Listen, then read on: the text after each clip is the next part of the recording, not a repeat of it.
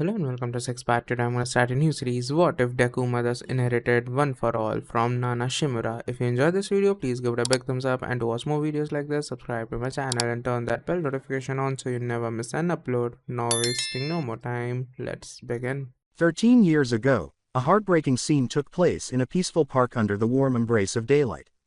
A young girl with bright green hair named Inko stood there with a terrified expression on her face. The tears came down like drops of rain. She was standing in front of another boy, the boy who had been injured by a group of children, as she shivered. Her voice barely left her lips as she stammered, "TT, that's mean, D don't hurt him," her whole body quivering like a fragile leaf in the wind. The three kids around them, their faces set, didn't seem to be moved by Inko's entreaties. Inko received a sneer from the ringleader, a boy with a mop of disheveled hair. "Oh, look who's playing the hero. Think you can stop us?" Inko protected the defenseless boy behind her by refusing to back down. I won't let you bully him. It's not right." When the children saw another child approaching, they heard someone yell, "Oi!" A resolute ash-blonde girl with flaming red eyes stepped forward, drawing attention to herself. "What are you doing to them, huh?" she asked, giving the three of them a savage look that made them shudder. With his mop of unruly hair, the ringleader sneered, "Oh, look who's here, another do-gooder. Mind your own business, red eyes." Despite their contemptuous tone, the ash-blonde girl squared her shoulders. "It is my business. Now, back off. Or would you rather have things get ugly?" the ash-blonde girl asked, stepping forward and raising her fist while maintaining an unwavering gaze. When the ringleader realized that things had changed, he grudgingly gave his friends a signal, and they scampered off. The girl turned to face Inko, who was wiping away the tears that were shining like jewels on her face. With a smirk on her lips, the girl said, "Geez, for a crybaby, you sure have guts, huh?" I'm sorry," Inko stumbled, her voice still weak from the recent altercation. She assured him, "Whoa, you don't need to apologize," as she looked over Inko's shoulder and saw that the once vulnerable boy was no longer there. "Hey, you could have said thanks," she yelled angrily into the void. Mitsuki's expression softened as she turned back to Inko. With her ash-blonde hair framing her determined face, she exclaimed, "Anyway, what's your name?" "Mine's Mitsuki, Mitsuki Bakugo," with a joyful smile.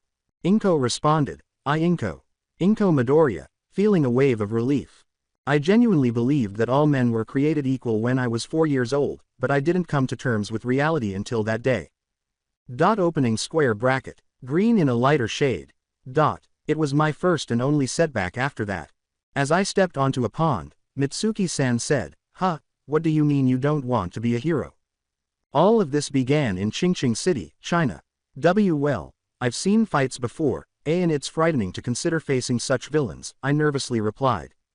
When it was reported that a newborn had emitted light, Mitsuki-san exclaimed enthusiastically, Come on, Inko-chan, don't you get it? It's the thrill of battle, the urge, the determination to fight for what's right." Since then, superpowers and abilities have been found in multiple locations over time without a known cause. It's no doubt that heroes fight for justice and the safety of everyone, but it's not right for me. Besides, my quirk isn't real, I said. And before anyone knew it, dreams began to come true and the paranormal became commonplace. "Nope, don't even start. You know what I said about going down on yourself because of your quirk," Mitsuki-san cut me off. "Approximately 80% of people on the planet now possess some special quality, and the world has evolved into a superhuman society." "Oh, yeah, sorry, but still, it's not for me," I maintained. Mitsuki-san said, "Well damn, it seems we won't be seeing much of each other in high school, huh?" I frowned, feeling bad. "Oh, don't give me that frown. It'll only make me feel worse. Besides, it won't mean we won't be friends anymore. You know that," said Mitsuki-san. "The one career that everyone once admired and dreamed about rose to prominence in this world full of evil." Boom! I heard the screams of onlookers as the explosion reverberated in my ears. I saw smoke rising from a nearby bank, which was the source of the noise. Then, from around a corner, I noticed a figure wearing a black mask, with 2 extra arms on his back and a rocky, grayish-blue body. The superpowers were accompanied by a sharp rise in crime. The villain shoved people away and taunted, "You idiots really have to beef up your security." Instead, Brave individuals began acting like heroes from comic books while the nation was mired in a protracted process of significant legal reforms. But immediately after, Bamboo sprang out from behind him, swiftly enclosing him in a cage. "What the?" he exclaimed, trying to break free, but the bamboo resisted. Someone said, "Don't try to escape, you already lost," as a man walked up to the villain who had been captured. Protecting against evil and superpowers. The public quickly came to accept heroes, and the title was made official. Wearing brown fingerless gloves, 2 bamboo stalks crossed over his back, and 2 vertically cut half bamboo stalks over his ears, he approached the villain. The government pays them based on their performance, and they become well known to the general public. He wore a black top underneath his green jacket, which had shoulder pads and fur cuffs. I began, "Whoa, it's a..." Mitsuki-san cried out, "Hero. Yeah, I was going to lose my mind if someone hadn't got the bastard." And I just stared in wonder as the hero faced the villain. Green in a lighter shade. A.N.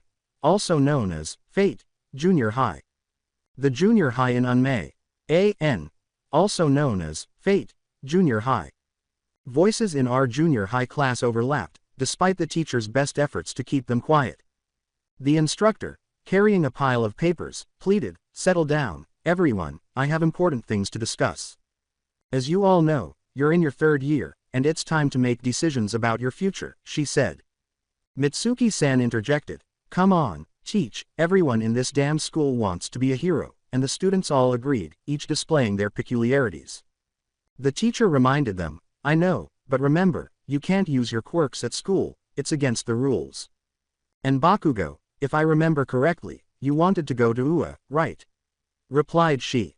UA, the national school, a few students added, it was in the top 0.2% this year. Mitsuki-san clenched her fist and exclaimed, "That's exactly why I'm going.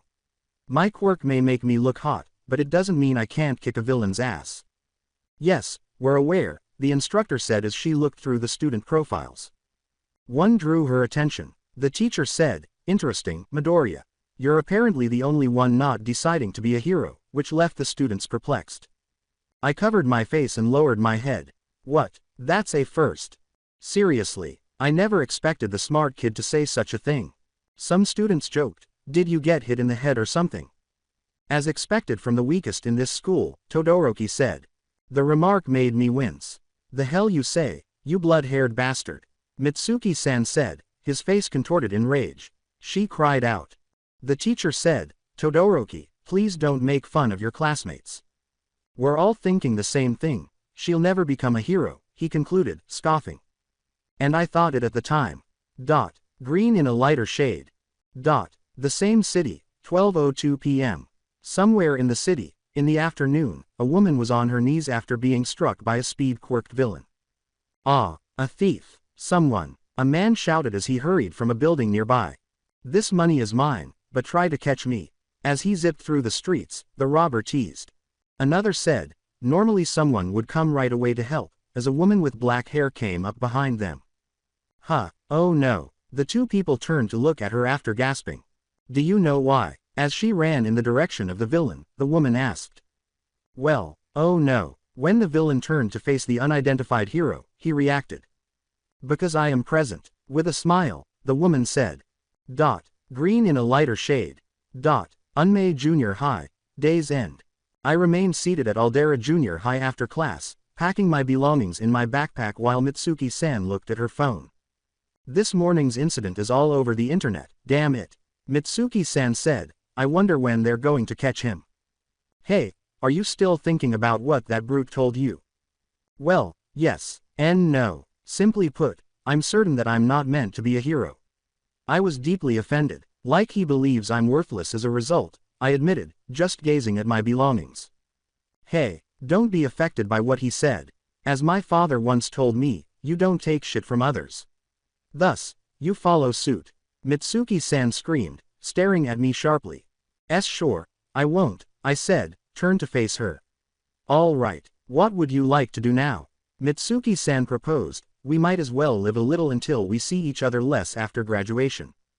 "I apologize, Mitsuki-san." In an attempt to avoid upsetting her, I said, I was going to do some work from math class. "Oh, Inko," Hurry up. Mitsuki-san said, you know grades don't mean jack shit when it comes to junior high. I said, I'm sorry X2, it's just I really want to get into the school I wish to attend, while closing my eyes. You still want to practice law, geez. I gave Mitsuki-san a nod in response to his question. Why yeah, it's the closest I'll get to being a hero without having to fight, I said. Damn, you and the Midoriya's strong sense of justice, Mitsuki-san bit her fingernails and muttered. Well, whatever you want to be, Inko-chan, I'll be with you every step of the way, she said, grinning comfortingly. I said, thank you, Mitsuki-san, as she began preparing to leave school. I wasn't even halfway there when I passed my former elementary school when an idea struck me. Flashback. A.N. This is based on a Tumblr post by Plus Ultra. I've added and modified a few things, you might want to look at them smiley face.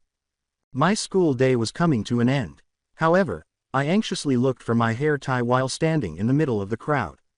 I simply didn't know where I dropped it. I had no idea that I had deviated from my parents. Where is it, W? I stammered as I looked around. Hey, young lady, are you lost? It will, all right. I heard a woman say as she came toward me grinning broadly. You see, I'm a hero. But I'm also a mother, she said, smiling comfortingly. Oh no, I'm all right. I frowned as I told her, it's just, I dropped my favorite hair tie somewhere, and I can't seem to find it, so it's probably lost. Have you misplaced your go-to hair tie? The rather tall woman answered, well, we certainly can't have that.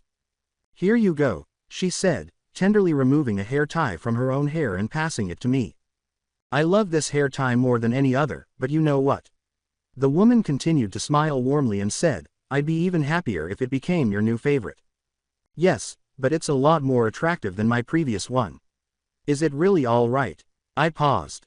It certainly is. The woman's frown turned into a broad smile as she exclaimed. Miss Hero, thank you so much. I will always cherish it, I said, expressing gratitude. My, there is nothing more I could ask for. The woman said, be careful, young lady, and turned to leave. A hand unexpectedly landed on my shoulder as I waved goodbye.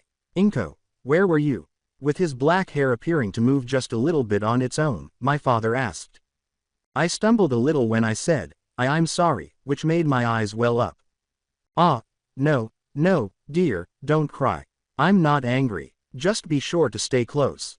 You wouldn't want to be abducted by a villain, would you? He made a joke. I said, and no, Dad, and as I rubbed my eyes, my father grinned down at me. All right, now, why did you come here? He inquired once more. I dropped my hair tie, so I was trying to find it. I was unable to locate it, however, a kind woman gave me hers. I showed him the hair tie as I explained. Whoa, what a kind woman, shall we put it on? As he gently tied my hair with it, he made a suggestion. Will you take a peek at that? I laughed as my dad said, you're just as beautiful as your mother, the exact replica of her. Let's head home now. Today, your mom is preparing my favorite dish, katsudon. As I laughed once more, remembering how much he enjoyed the meal, her father declared. Now, it had been a long time since I had seen the hero, and I couldn't help but wonder how she was doing as I walked home from junior high school. I was thinking about the risks of bravery in the energetic but dangerous city as my mind wandered. I muttered aloud, my quirk is so weak, I can hardly defend myself, let alone others. I thought that a more useful way to assist those in need would be to become a lawyer. As I continued on my usual path, I heard the distant sounds of a disturbance. I turned reluctantly to see mayhem erupting. My eyes widened when I saw a tall, large person wearing a hot pink mask and dark purple skin unleash a colorless gas that corroded everything in its path while some heroes tried to defeat the giant. Metal structures in its path were corroded by the colorless gas that came from every pore. 3 heroes took on the villain. Wearing shining armor, the hero I knew as Captain Steelheart advanced in a defiant manner. This is over, he said. Shortly after, the fire-welding heroine rushed to the villain's side and used her fire magic on him. But the antagonist responds with surprising dexterity, skillfully dodging her flames. At the same time, another hero, Techman, was standing far away from the man. Molecular structures are being broken down. We must neutralize it, she declares, using a sophisticated device. The villain, infuriated by the hero's meddling, swings enormous limbs in Captain Steelheart's direction. As Steelheart grunts, apparently struggling to maintain his position, the villain slams his fist against the hero's shield. Blaze steps up her attack, erecting a flaming wall to protect her allies. Blaze is forced to flee for a short while when the villain, who appears unaffected, retaliates with a burst of corrosive gas. Uneasy, I try to keep my distance from the conflict because I don't enjoy fighting, much less villains. The villain, infuriated by the hero's meddling, swings enormous limbs in Captain Steelheart's direction.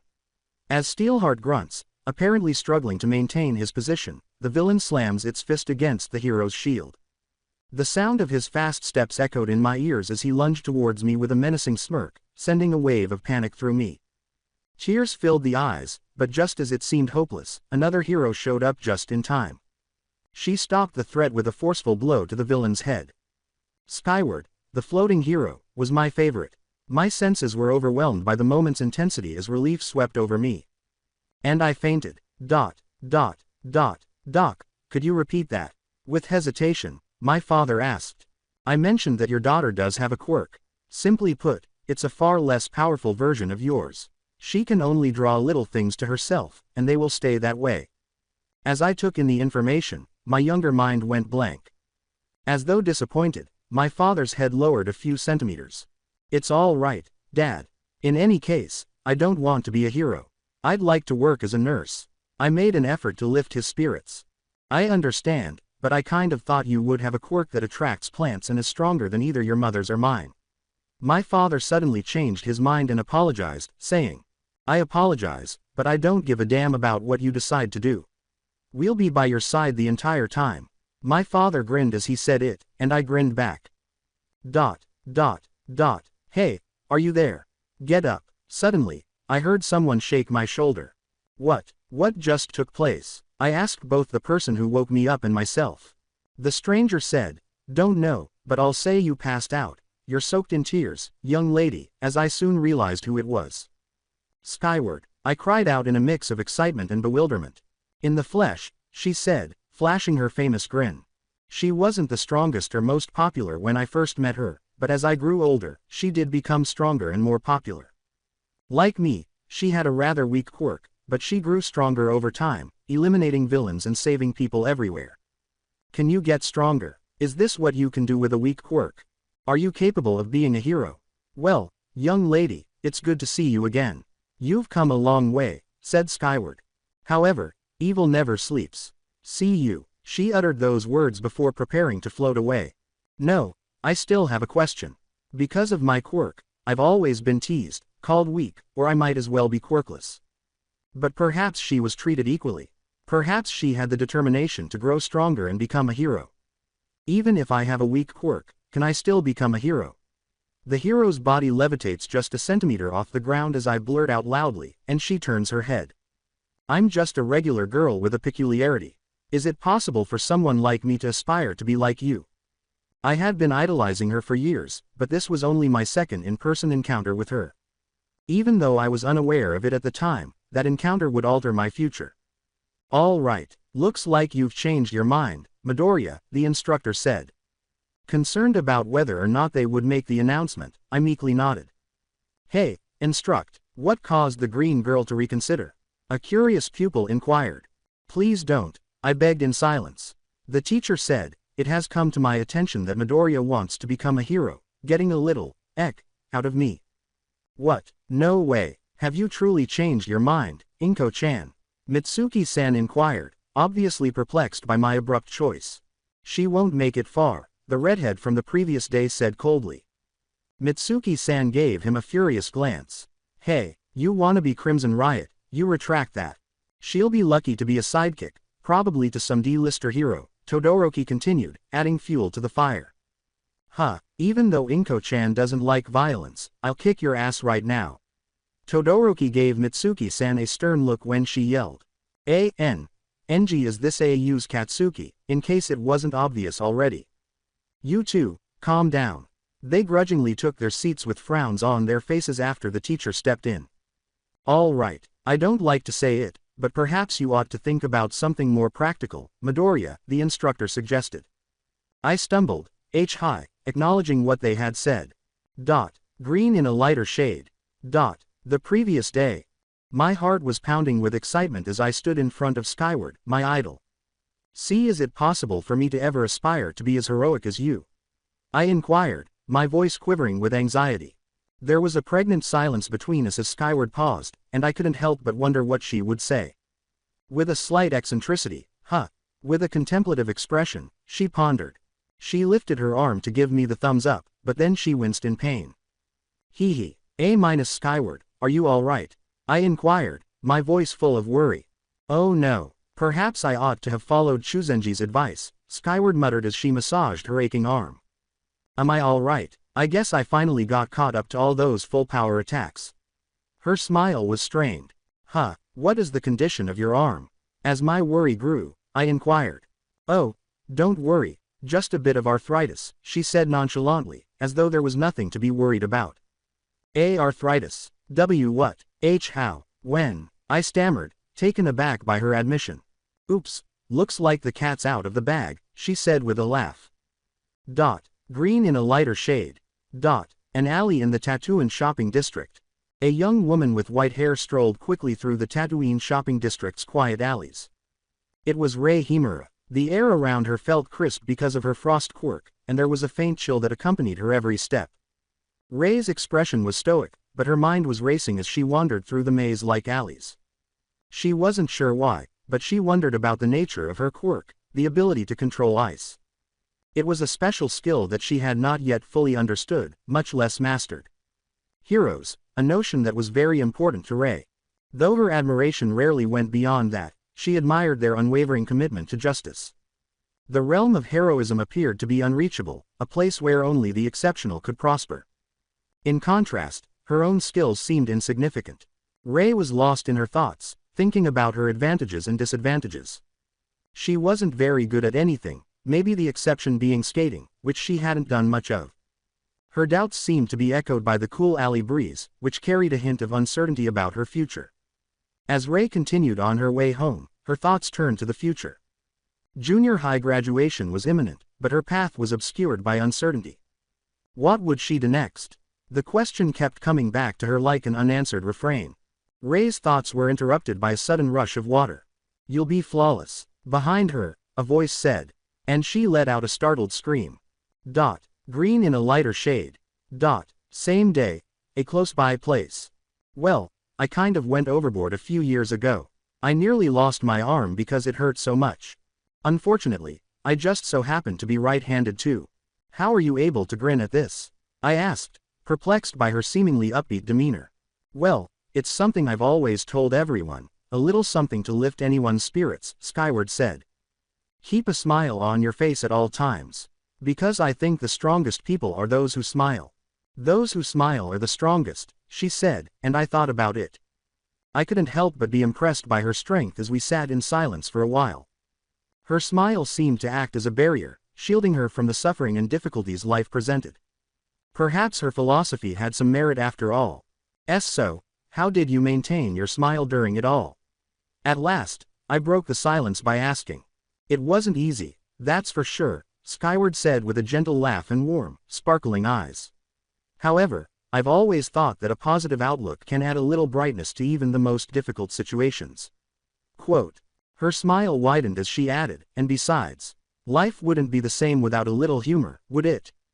I was struck hard by the words, which kept repeating in my head. My mother used to say that I had the brightest smile in class as a child, just like my dad. I asked myself, am I really that strong? After noticing that I hadn't been grinning as much as I used to. Now, what was it I said about smiling a moment ago? Don't frown at me. I believe you inquired about becoming a hero. I nodded in response to her question. Well, the first step is to cover up all of your anxieties with a smile.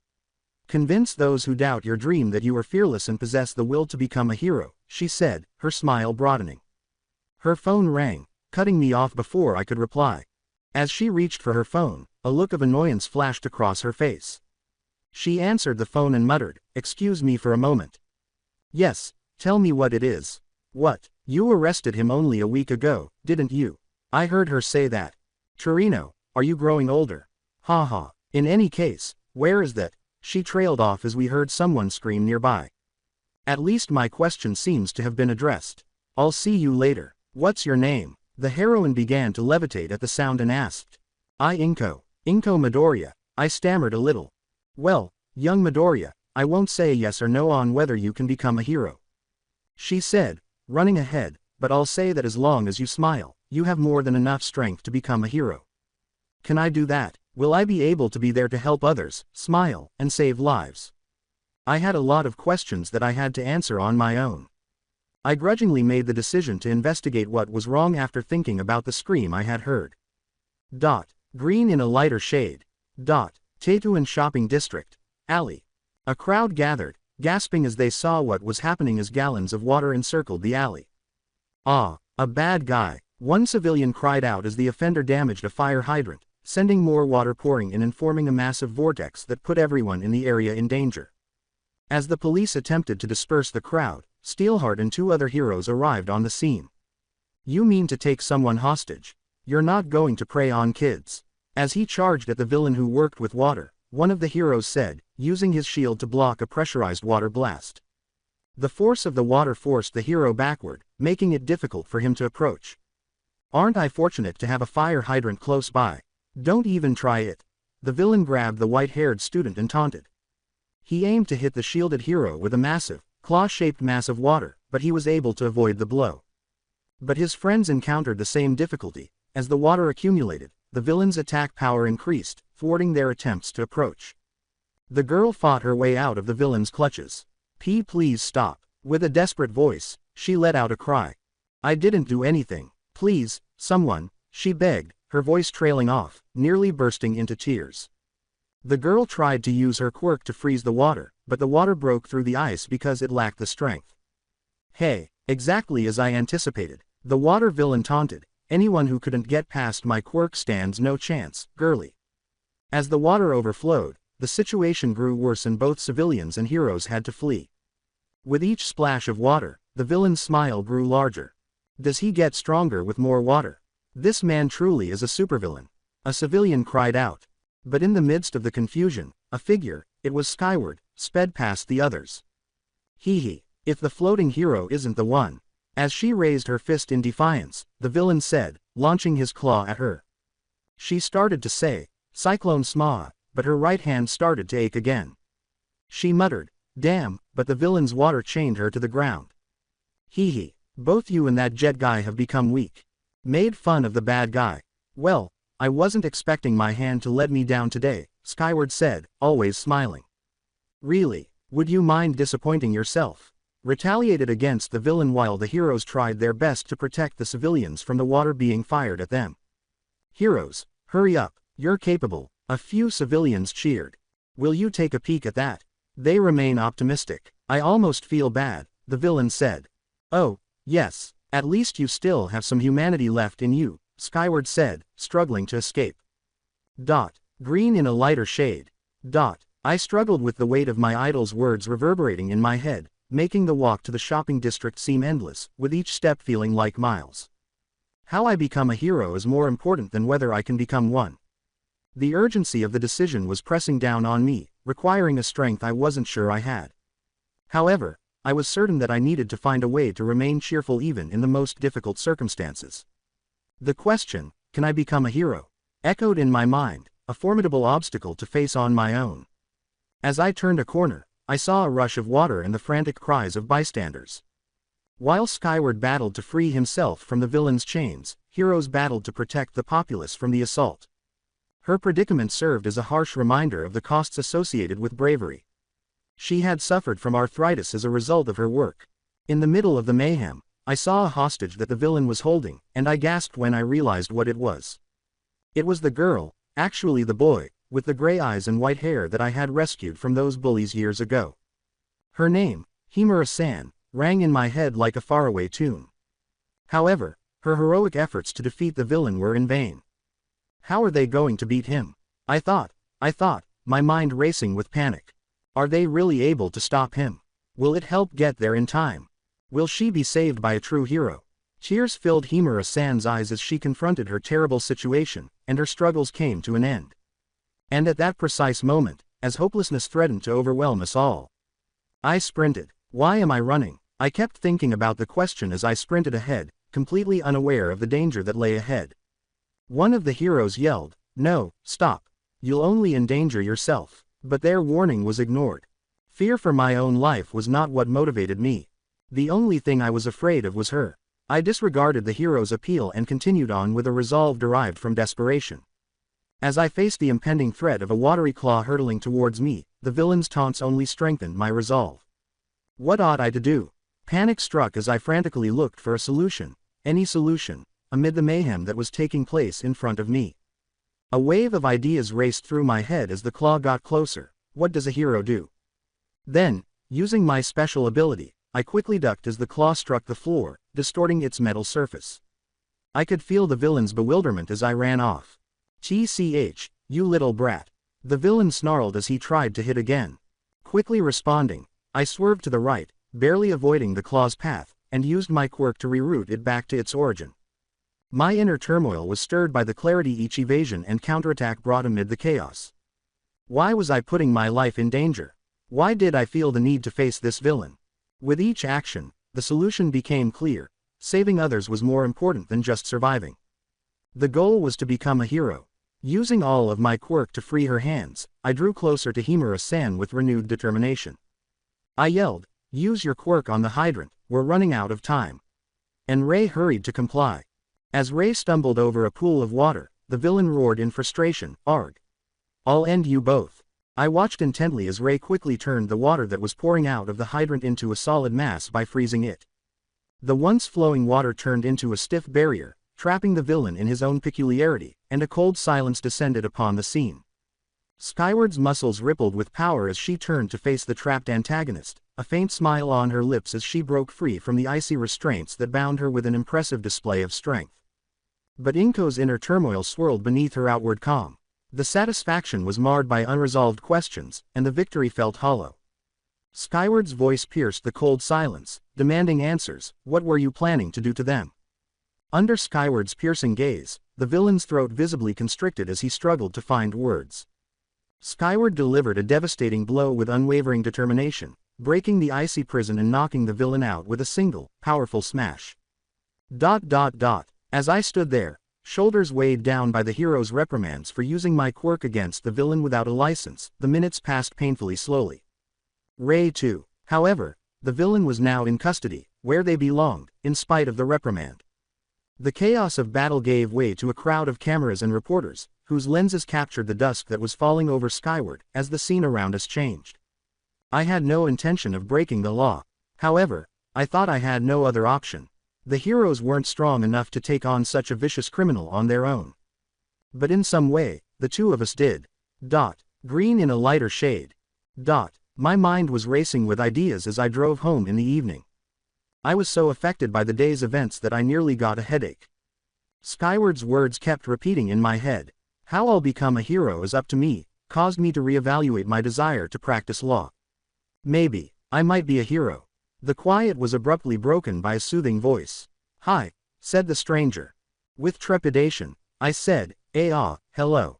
Himura-san, right," as she nodded. I said to her, "Do you want something?" "You helped me," was all she said. I felt bad. "Yeah, I'm sorry. I should have let the heroes handle it," I said. "No, don't apologize. I'm grateful you saved me," Himura-san assured me. "Oh, well, you're welcome," I muttered. "You want to be a hero, correct? You were crying when you were avoiding the villain," she said. Her words made me blush with shame. "Why yes, I did. I didn't mean to. My body simply moved on its own. It's all right. Sometimes our instincts speak louder than our actions. It's not a weakness. It's what makes us human," she said with assurance. "Thank you. I'm Inko Midoriya. It's nice meeting you," I said, grinning a little. "It's nice meeting you too, Midoriya-san," she bowed. "I want to thank you for saving me again," Ray replied. "You showed courage, Midoriya-san, even when you were afraid," she stated. "I've never had a sort of dream before. I always find myself wondering what I want to do," she said. With a slight smile, Himura-san said, "But I think that your choice to come in so quickly, made me want to get stronger." The compliment caused my face to flush a little. When I said, "Why you didn't have to say all that," I was hesitant. "No, I needed to say that. Goodbye, Midoriya-san. I hope to see you sometime, she replied. I stammered, you too, Himura-san, as we both waved goodbye. The sun began to set, I observed. Hello, young Mido-ah, Skyward said abruptly as he tried to strike a pose in front of me. Damn it, again, maybe I shouldn't strain my hand while doing poses, said my idol. Startled, I said, Skyward, what are you doing here? Curious, I said, how did you get past all those reporters out there? I can basically fly, you know. But that's not why I'm here for, she responded. I kinda wanted to thank you for something. You see, at first, when you asked me if you could become a hero, I hated that I even thought of saying no, she said. But I couldn't say such a thing to a young lady like you, not when you have your entire life ahead of you, she said. What I was hearing was unbelievable. Is my idol, my favorite hero, expressing gratitude? I was perplexed. And she considered refusing. It's okay. In any case, I was anticipating a rejection from the beginning. I'm not sure what would have happened if she had declined. But how about we talk about that stunt of yours just an hour ago, shall we? She said. I winced and tightly closed my eyes. Like the other heroes, she will most likely devour me. However, I took the necessary action. What you did was reckless, and you shouldn't have run into danger like that, she said, briefly losing her smile. But I can't help but see myself in you when you did so. I probably would have done the same thing at your age, hell, maybe even younger, she said with a wider smile. I became perplexed. Did she recognize herself in me? Would she have acted similarly? We even have the same damn hairstyle, and I know for certain not a single fan of mine has gotten close to replicating it as well as you did, she said. I was at a loss for words. I found every word to be surreal. What she was saying was unbelievable. It had the sound of a dream. There are lots of stories of how one becomes a hero, but all of those have one thing in common: their bodies moved without a second to think. For some reason, words began to form in my head as my eyes began to well up with tears. She'll never become a hero. You might as well be quirkless. A lawyer, ha, what a sad excuse for a hero. I cried, letting my tears fall freely. And today, that happened to you, Skyward said softly. As I collapsed to my knees, my sobs only got more intense. All I wanted to hear from anyone was this. I wasn't expecting it to come from my favorite hero, but it didn't matter who did it. She whispered, "'Cause, young lady, I believe that you too can become a hero," while I just sobbed and allowed the waterworks to sully the sidewalk we were on. My dreams suddenly became a reality. Oh, and I nearly forgot to share this with you all. This is the tale of how I turned into the greatest hero ever. I believe that you too can become a hero. She stayed on her knees, tears running down her cheeks as the words replayed in her head. It seemed unreal, as though she might suddenly awaken from this emotional turbulence. But reality remained, and like any Midoriya, she found herself crying happy tears. Doubts about her peculiarity and insults disappeared from her mind. Skyward declared, You, girl, are worthy of inheriting my power." Exclaimed Inko, perplexed. During all of this, we are about 30 feet from my house. This is excessive. Overwhelmed by the circumstances, she thought. Staring in shock, Inko said, what? Inherit why your power? Skyward laughed. What's with the face, young lady? It was just a suggestion. The real show hasn't even begun. Listen, you are going to have to decide if you want to accept this power or not, Skyward said calmly. As Skyward's words replayed in their minds, Inko simply wondered, what exactly is Skyward saying? Skyward added, and just so you know, I'm talking about my power. Alright, sure, you and everyone else know it's called float. I can suspend myself in midair, blah blah blah, yeah, but, Skyward concluded. That's not all. Those with keen eyes might have noticed my increased physical strength, and that itself is a quirk given to me like a sacred torch, Skyward said. Inko asked, trying to understand what she was hearing. It was given to you. She said, that's right, and now it's your turn, her smile growing. Wait a second, exclaimed an uncertain Inko. It's true that everyone knows of float, and what you can do with it, but a second quirk to explain your strength. And you can pass it on. Inko began. I don't know what you mean by inheriting it or passing it on to someone. As far as I know, no such quirk has ever existed. How is it possible? Then again, quirks are pretty much known to be weird and break a few laws of physics. She attempted to go on, but Skyward just laughed. But it's never been confirmed. No study shows that it's existed. And in the first place. Haha, you always start with denial, huh? That's a bunch of nonsense. Skyward laughed. Huh, the bewildered Greenette exclaimed. I may have hidden a lot of things over the past decade or so, but I am never one to lie, the power to transfer power itself. That is the quirk I've inherited, Skyward said, speaking with a brave light emanating from her hand. I was given, crowned, placed, with one for all, she muttered. One for all, Inko murmured. That's right. One person cultivates the power and passes it on to the next generation, and they do the same and pass it on, Skyward said. It's a crystallization of power that brings together the voices of those who need help with a courageous heart, she said.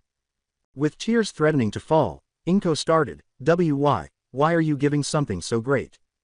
Come on, can it with the waterworks, all right. I've been looking for a successor for years now, and I knew from the moment you ran to save her that you were perfect. You were more heroic than anyone else back there, Skyward said with a smile. A mixture of emotions swirled within her as tears filled her eyes again. Ah. With concern in her voice, Skyward interrupted, hey, what did I say? But well, it's up to you. What will you do? Inko remembered, clenching her fist, she said so much, to inspire me. She revealed a long-kept secret as well. Is there one? Perhaps there isn't. Therefore, I have no justification for rejecting her. As she looked at Skyward, determination finally ignited inside her for the longest time, igniting the Greenette's newfound resolve. She said, I'll do it, with no more tears in her eyes. Skyward said, an immediate reply. To be honest, I wasn't expecting this from you, but it doesn't matter. I'm glad you accepted this power, with a hint of satisfaction in her voice. However, getting her power turned out to be difficult, just as I had anticipated. Green in a lighter shade. Away from Inko's house. That encounter happened 2 days ago, and now here I am, at the crack of dawn, lugging around a pile of heavy rocks with my quirk. I can barely lift a single pebble, and each one feels like a ton. I grunt, using my quirk to move the rocks as hard as I can. Skyward says, come on now. They can't be that heavy, right? You've got more muscle than that. To motivate me. I take a deep breath, gasping for air. I exclaim. If you could just move them a few centimeters, this would be a lot easier, you know. Suggests Skyward. Yeah, but all of these together weigh like 220 kilograms, I respond, gasping for air. Nope, these aren't regular rocks. They weigh 270 kilograms altogether. You're basically carrying around 6 gallons of water. Skyward responds. Feeling a little perplexed and irritated, I ask, I could use some water. Anyways, why am I trying to lift rocks twice my weight? Skyward gives me a comforting smile and says, sorry for saying this, but well, it's because you're not a proper vessel. What you're saying now is the opposite of what you said before. I object, feeling even more confused. Am talking about your body, Skyward said. I asked, perplexed. My second quirk, one for all, encompasses the fullest physical abilities of 6 others within me, Skyward said. But with an unprepared body, you cannot inherit it fully. Your limbs will come off, and your body will explode. My voice was worried as I cried out, my limbs will what? Realizing the seriousness of the situation, I said, then I guess I'll be lifting these to train my body. Correct, but that's not all. On top of your quirk, you'll receive OFA, meaning your original quirk will skyrocket in power, Skyward continued. She underlined, that means we must train your quirk before you inherit OFA. Skyward grasped a rock and compressed it, flexing her muscles in the process. And besides, a majority of these rocks came from some battle years ago, and heroes are all about showy stuff, she remarked. She went on to reminisce, being a hero back then meant doing volunteer service, even if people called that boring. I said, observing Skyward's demonstration of power. She firmly said, you must not waver from those roots, as she crushed the rock in her hands. With my eyes on the hefty load before me, I said, so, my first step, is to carry these rocks. That's not all, you'll carry those rocks, up there, Skyward said, gesturing to the imposing summit of the neighboring mountain. My eyes grew wide with shock. I stammered, what? How? Before Skyward cut me off. Skyward questioned, you want to go to UA, correct, young Midoriya? Well, I originally wanted to go somewhere else and become a lawyer, but yeah, sure, it's where you went, right? I responded. She pulled out a stack of papers and said, yes, but sadly, with a quirk like yours, you probably won't be able to get in. That's the reality, but it doesn't have to be that way. She handed me the papers and went on, I have to finish my vessel and the UA entrance exam is in 10 months. This is the aim to pass, only up plan. It's a training plan to help you finish this task, and I'll have you follow this in every aspect of your life. She said. Even sleep time is included, I thought to myself as I perused the plan. Frankly, it's a pretty hard schedule to follow. Think you're up to the task? She asked. We both grinned broadly as I answered, oh of course. I have to work harder than anyone else, or else I can't do it. With resolve shining in my eyes. My 10 months of hell started then. Opening square bracket, green in a lighter shade. The days that followed were difficult as I worked assiduously to move the rocks. Grr, I moaned, straining to move the pile with both my arms and my quirk. Keep going, you're making progress, just one step at a time, Skyward urged. With the weight of the rocks behind me, I was finally making progress up the mountain as the following day broke. The muscles I'm using to accomplish this task. They feel different, I reflected. Pull, don't slow down now, time flies, and in 10 months, you'll see the results, said Skyward. But in spite of my best efforts, I tripped over a simple twig, demonstrating how familiar my own body is. Get back up, we're striving for athleticism here, said Skyward. Resolved, I got up and went back to collecting the fallen rocks. Opening square bracket, green in a lighter shade. The junior high in Unmay. I was thinking about training while I sat in class. I muttered about how I would spend my time without realizing it. I half listened as the instructor rambled on about the updated Building Standards Act, burdened by the impending 10 months. This is difficult, I muttered to myself. What, 10 months of this? If I don't finish my studies at least a week before the test, it will be difficult. I reached into my bag and took out a notebook and mentally calculated. This indicates that 294 days remain. If I take 2 days off in between, that gives me. I paused, doing some math in my head.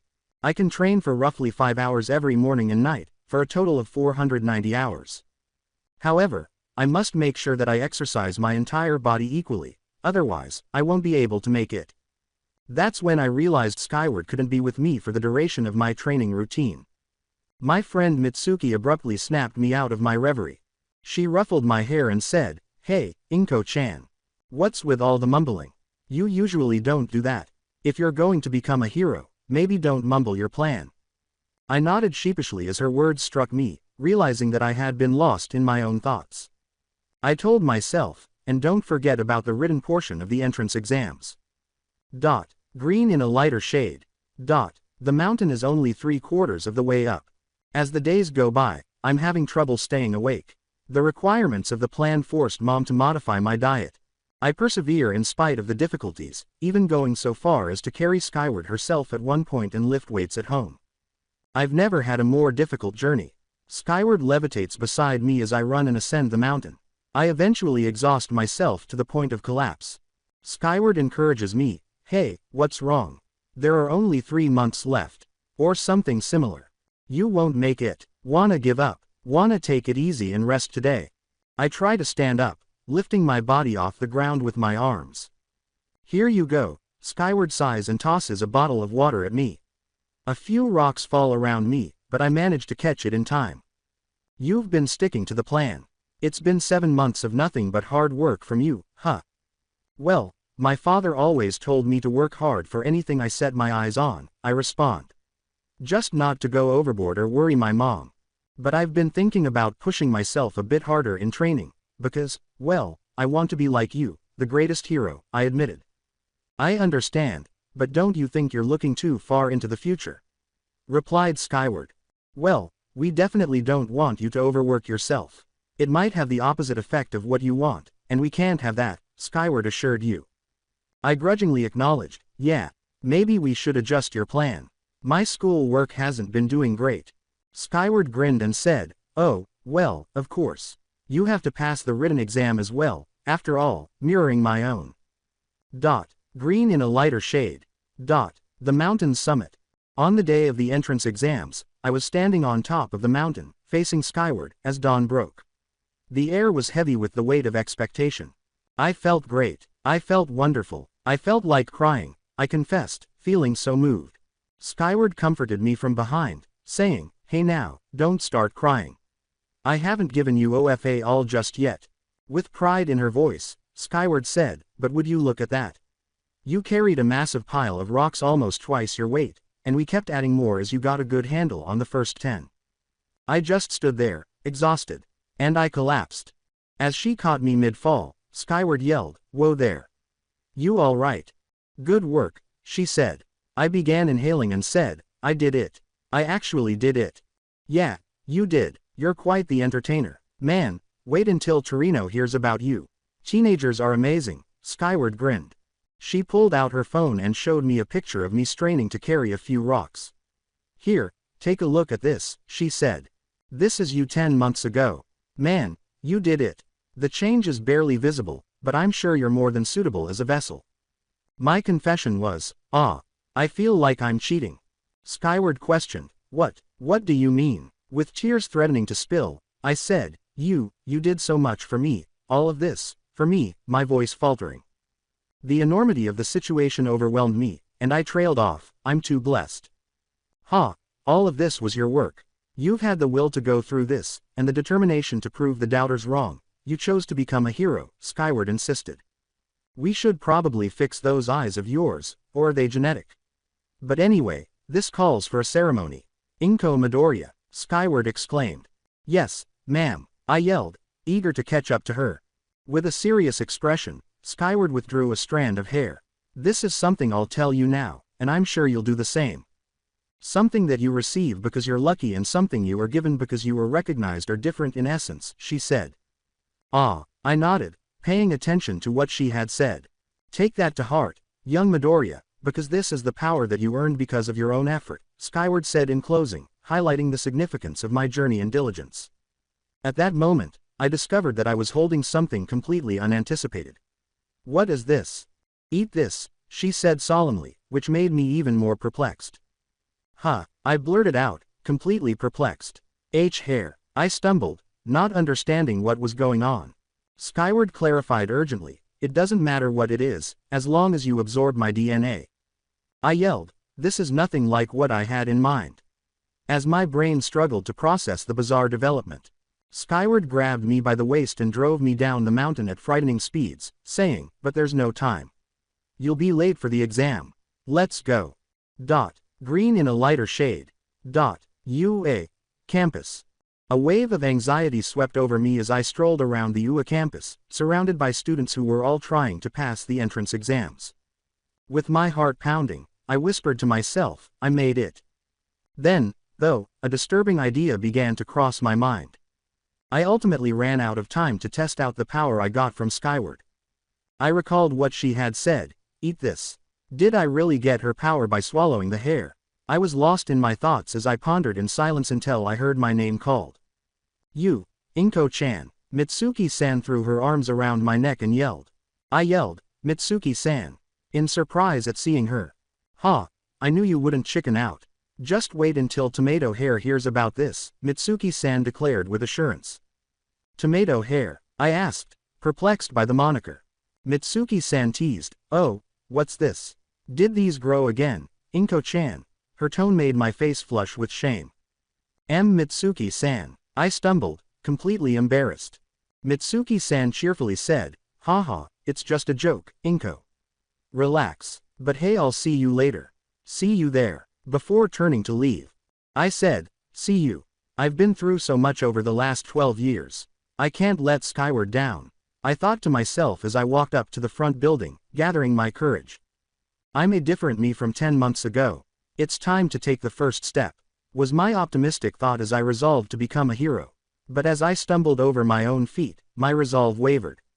"Never mind," I thought, accepting my awkwardness, but someone grabbed my hand to keep me from hitting the pavement with my face. "Whoa, you all right?" the person said in an unexpectedly friendly manner. Oh, I stumbled, regaining my footing and releasing the person's hand. Upon closer inspection, I saw that the stranger's short mop of fluffy black hair cast noticeable dark shadows on itself as it curled up at strange angles around his head. I reprimanded myself inwardly. He looks cut. What? No, keep it to yourself.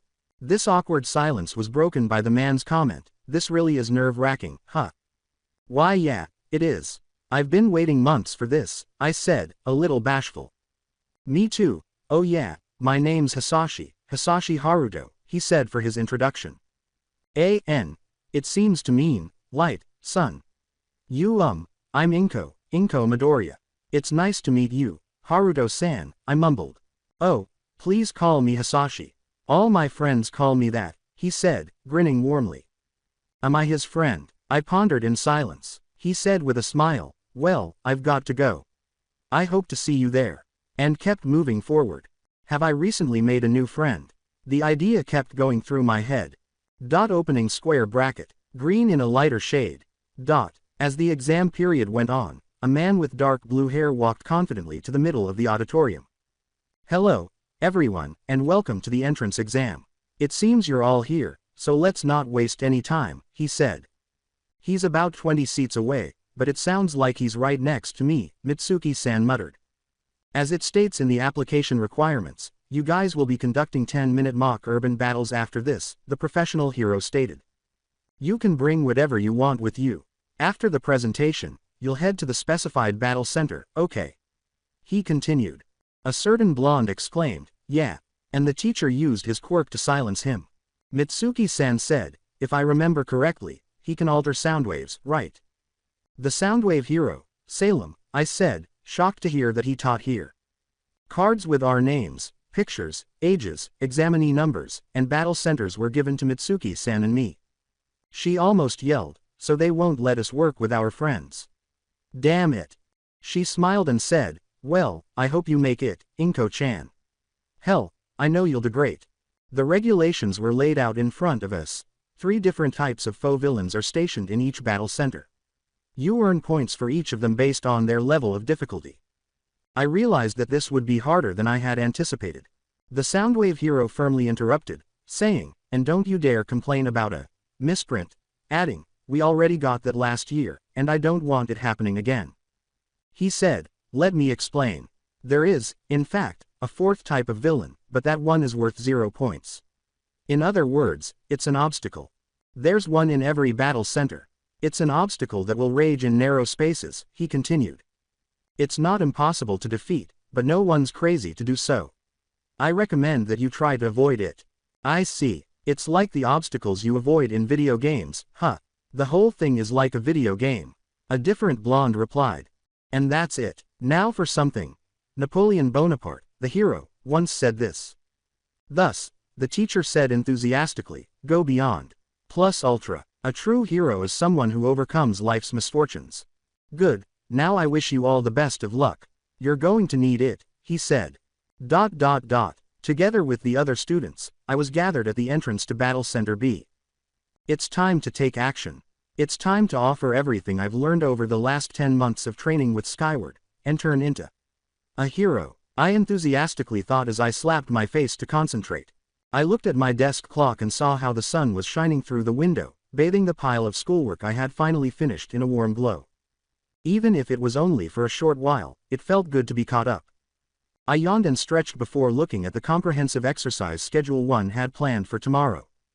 Every minute counted and every detail mattered because there were only 5 months left before the entrance exams. From outside my window, I heard a recognizable voice yell, Inko-chan. I went downstairs and was instantly caught in a playful headlock as soon as I opened the door to welcome Mitsuki-san. She ruffled my hair and said, there you are, green bean. In jest. Mitsuki-san. I just brushed my hair.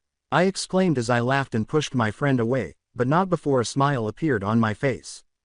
Mitsuki-san grinned. Who cares about hair? It's the weekend. You ready to hang out? I hesitated, feeling a little guilty because Sunday meant I had no training, but I was still anxious about what was coming. My thoughts kept returning to the non-stop drills and how Skyward had urged me to push myself to the limit in order to fortify my body to withstand OFA's strength. When Mitsuki-san saw my brief hesitation, her piercing red eyes narrowed. Hey, don't go all quiet on me. What's going on? I looked down at my slippers and adjusted my weight. I'm tired, that's all. My training's been really hard lately. Well, duh, you've been running around like some kind of training freak for weeks. That's why today, you're gonna chill. We can go to the arcade or grab some taiyaki. Just no training, no thinking about all that hero stuff. I grinned, appreciating Mitsuki-san's candor. She always managed to cut through the clutter in my mind. That sounds really nice, I said in a gentle yet kind voice. As I shut the door behind me, Mitsuki-san said, okay, let's go, we're burning daylight. Green in a lighter shade. With the exception of a few early risers going about their daily lives, the streets remained silent as we ventured out into the fresh morning air. I took solace in the quiet, as the city had not yet fully awakened. With her hands tucked into her jacket pockets, Mitsuki-san walked confidently beside me. She always carried herself with poise and authority, as though nothing ever bothered her. With that playful smile I had grown all too familiar with, she turned to face me. So, Inko-chan, where's that little cafe you rave about? I'm starving, she assertively patted her stomach. Her use of dramatic flair made me smile. It's just around the corner. Their pastries are great, and they make this incredible sweet egg sandwich. With curiosity but skepticism, Mitsuki-san arched an eyebrow. Sweet egg, not really my thing, but I'll trust your judgment. As we approached the cafe, my excitement grew as we continued down the winding street. A surge of warmth encircled us as soon as we entered. The aroma of freshly baked bread and coffee filled the air as the soft murmur of conversation blended with the sound of dishes clinking. Before I could even orient myself, Mitsuki-san was at the counter, placing our orders with assurance. So far, I hadn't even looked at the menu. She joked, winking at me, gotta keep your energy up, especially since I'm dragging you around today. I chuckled and slipped into a comfortable window-facing booth. The tiny wooden table was bathed in a golden glow as sunlight poured in. A wave of happy memories was evoked by the familiar smell of the egg sandwich as our food arrived. It was as soft and fluffy as I remembered, with the ideal amount of sweetness. Mitsuki-san gave me a nod of approval as she took a large bite and stopped chewing. Okay, you weren't kidding. This is pretty darn good. Feeling proud, I smiled. Sharing a meal with her had a straightforward yet incredibly reassuring quality, especially in light of the recent stress. I was relieved of a burden I was unaware I had been carrying just by sitting here and enjoying the warmth of the cafe in her company. Everything felt lighter for the first time in weeks. Green in a lighter shade. Following breakfast, Mitsuki-san made a decision that could not be negotiated. She said, we're going shopping today, in a firm voice. Bewildered, I blinked. What? Why? Her expression was firm as she crossed her arms. Because, Inko-chan, you need new clothes. I swear, every time we hang out, you're wearing the same thing. As I looked down at my go-to ensemble of jeans and an old, clean sweatshirt, my cheeks flushed. Yes, it was comfortable, but it seems that Mitsuki-san didn't consider comfort to be sufficient. I muttered in defense, I just like to be comfortable. I half-heartedly protested, but before I could say anything more, she grabbed my wrist and began dragging me toward the busy streets. By this point, the city was bustling, with people squeezing through the streets and avoiding stores while their laughter and conversation filled the air. I found it difficult to keep up with Mitsuki-san as he navigated the crowd with the assurance of someone who knew exactly where they were going. We ended up in a hip store that I wouldn't have entered otherwise because it was too pricey, too stylish, and just not me. I couldn't imagine myself wearing any of the clothes on the racks, but Mitsuki-san was already rummaging through them, her eyes keen as she removed items from hangers with swift, decisive motions. Here, glancing at me as if I were a project, she gave me a fitted skirt and a pale pink blouse. Try these on, you'll look adorable. I looked doubtfully at the clothes as I held them up. I don't know, this isn't really my style. Mitsuki-san dismissively waved her hand. Trust me, I know what I'm doing. Just try them. I sighed as I picked up the clothes and padded over to the changing areas. As soon as I was by myself, I looked in the mirror to see how I would appear in this ensemble. I didn't really wear stylish, cute clothing, especially not skirts. Despite my extreme self-consciousness, I changed into the blouse and skirt and adjusted the hem. In a way I wasn't used to, the fabric hugged my body rather than camouflaged it. At last, I emerged from the dressing room, and Mitsuki-san's eyes glowed triumphantly. "See, I told you, you look fantastic." I looked at my image in the store's mirror as I shifted uncomfortably. It wasn't as horrible as I had assumed. I actually did look pretty good. My features were softened by the pink blouse, and the tight-fitting skirt gave me a slightly more mature vibe. Unexpectedly, I experienced a strange flicker of confidence. Mitsuki-san smiled, obviously happy with her own performance. "You're welcome." Even though I was still a little embarrassed, I couldn't help but smile back. Okay, you win." And that was only the beginning. Mitsuki-san's enthusiasm never wavered as she chose clothes for me like a personal stylist, and we spent the remainder of the afternoon racing from store to store. She would thrust garments into my arms, I would try them on, and the cycle would repeat. I eventually gave in and let her take the initiative. When we were finished, my heart felt lighter even though my arms were heavy with shopping bags. Clothes were, after all, just clothes, so it was weird. However, for some reason, venturing beyond my comfort zone had left me feeling good, more self-assured. Perhaps Mitsuki-san was right after all. I turned to her and grinned as we walked out of the last store. "Thanks, Mitsuki-san. I actually had fun." She put her arm around my shoulders and winked. "Told you, shopping makes everything better." Green in a lighter shade. The arcade, which Mitsuki-san had been talking about all morning, was our final destination of the day. She seemed to be practically bouncing with excitement, and I was struck with a wave of nostalgia as soon as we entered. The electronic beeps and bloops, the flashing lights, and the noise of children and teenagers gathered around machines. It was like entering a world I had almost forgotten. When Mitsuki-san saw her favorite game, a punching machine that measured strength, her eyes shone.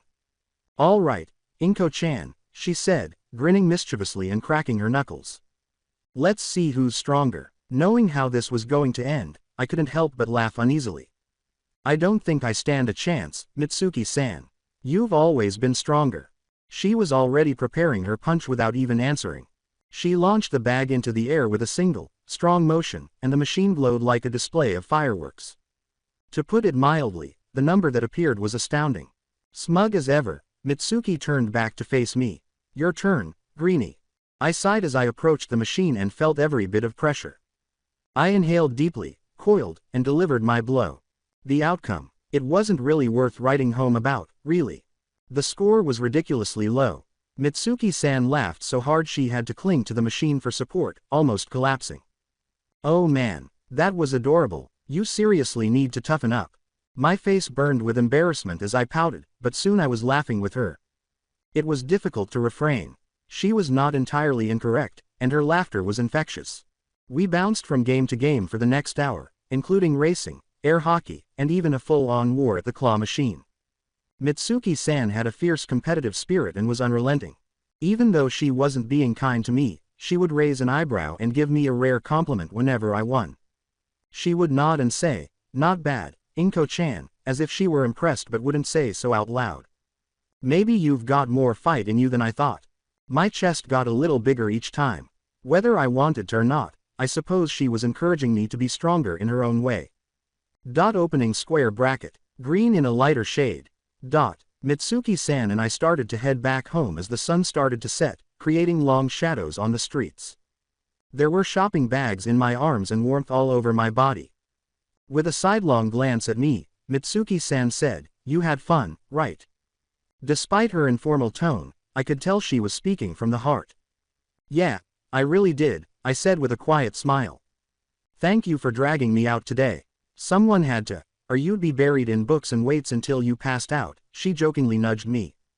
When we arrived at my house, I stopped at the door and gave her a quick glance. "Seriously, Mitsuki-san, I needed this." She gave my hair a final ruffle before heading out, saying, "Of course, Inko-chan. Just remember, you're not doing this alone, okay?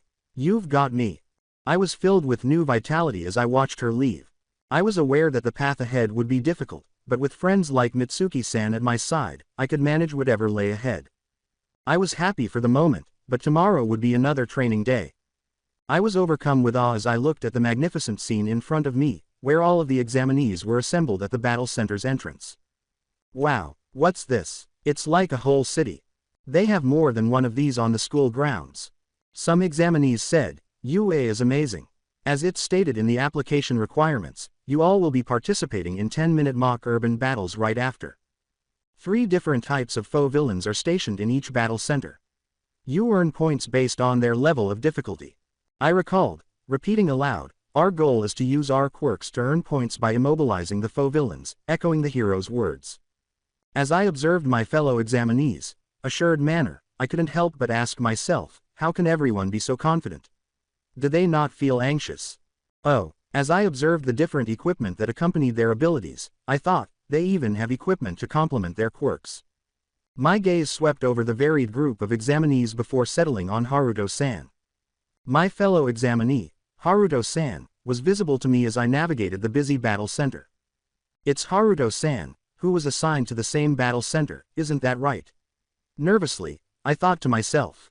I mustered the bravery to go up to him and say hello. I managed to say, my voice revealing my nervousness, Haruto-san. Haruto-san smiled warmly and said, yeah, oh, Midoriya-san, I didn't know you were assigned to the same battle center. Why yeah, I didn't know you were here either, I stumbled to say. He clarified in a cordial manner, oh, and by the way, please, call me Hisashi. I'm not one to be called by my maiden name. Oh, I'm sorry sorry, Hisashi-san, I corrected myself, a little ashamed. Hisashi-san asked, clearly curious, that's better, by the way, I've been meaning to ask, what's your quirk? Reluctant to reveal one for all, I said, it's nothing special. Just a weak attraction quirk. Hisashi-san said, is that so? Yet you chose to take the practical exam. You must really want to be a hero, then, his comment resonating deeply.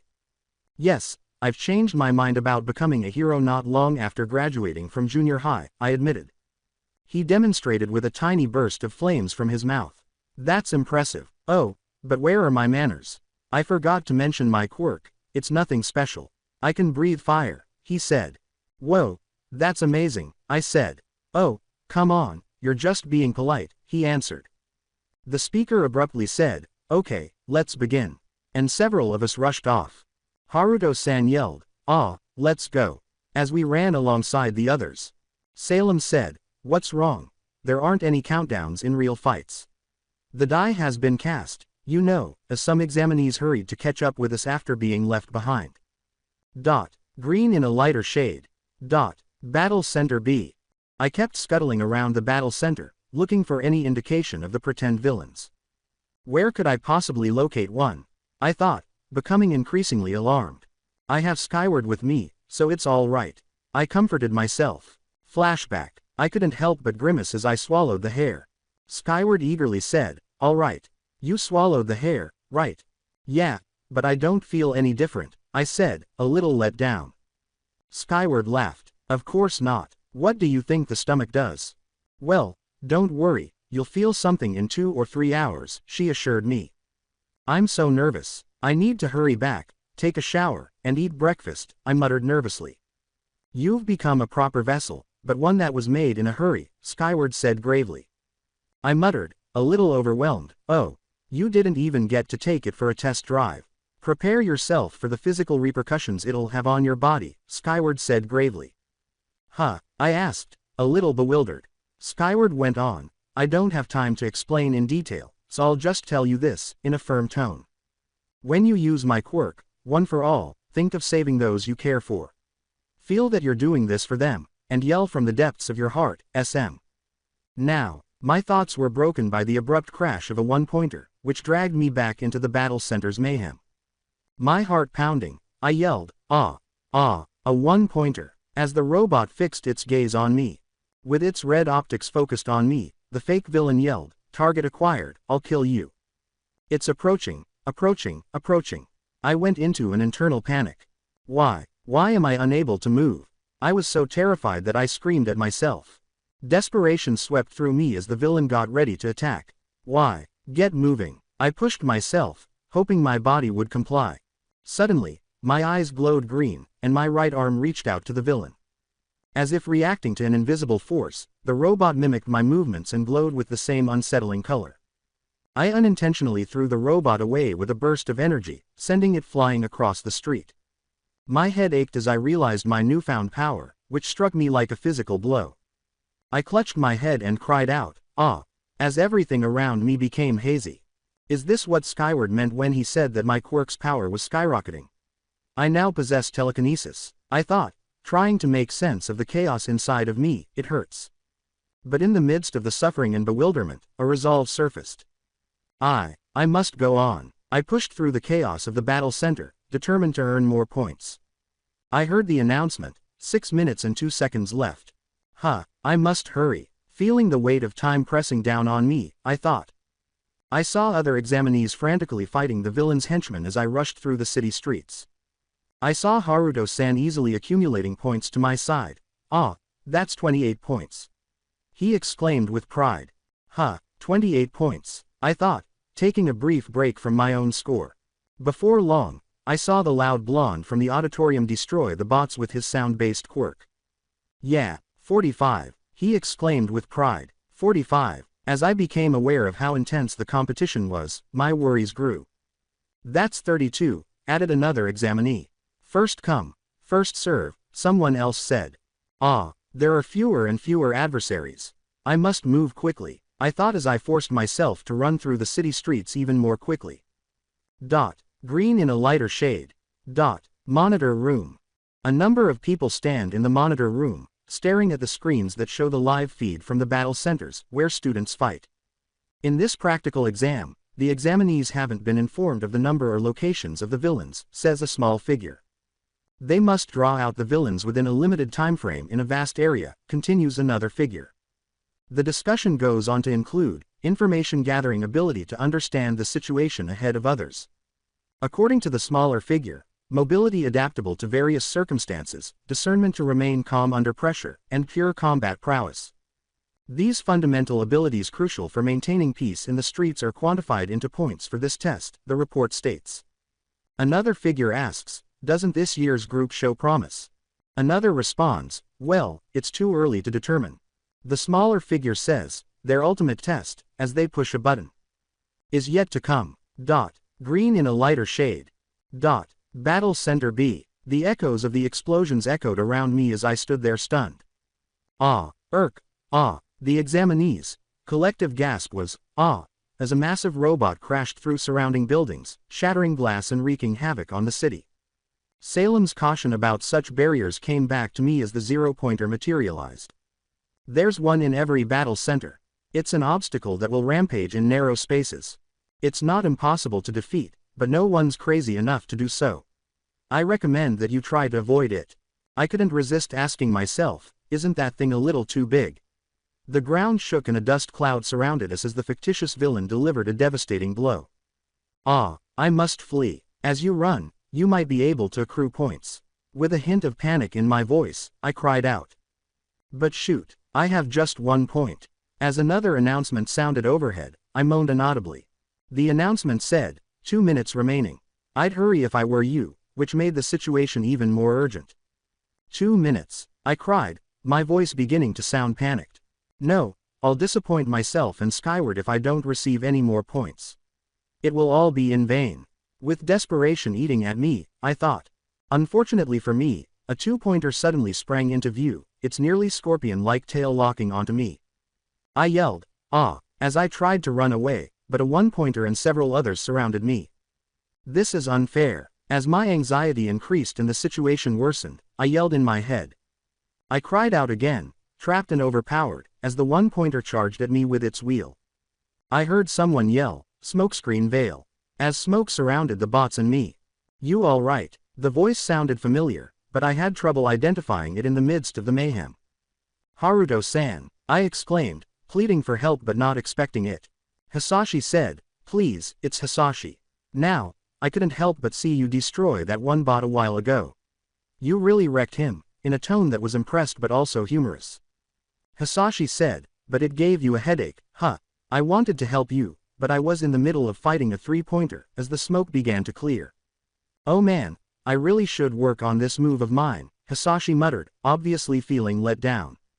The bots stopped dead in their tracks, as if their sensors couldn't find us. Why did they stop? I questioned, becoming increasingly alarmed by the abrupt change in circumstances. Hisashi-san began, "I don't know, but I suggest getting," but was interrupted by the loud noise of something big charging in our direction. The zero-pointer was coming at us with its enormous fist. Was this secure? As Hisashi-san exclaimed, "Ember stream." A wall of fire was formed by releasing a torrent of flames. The robot's hand was stopped by the flames, but I could see Hisashi-san straining to keep it going.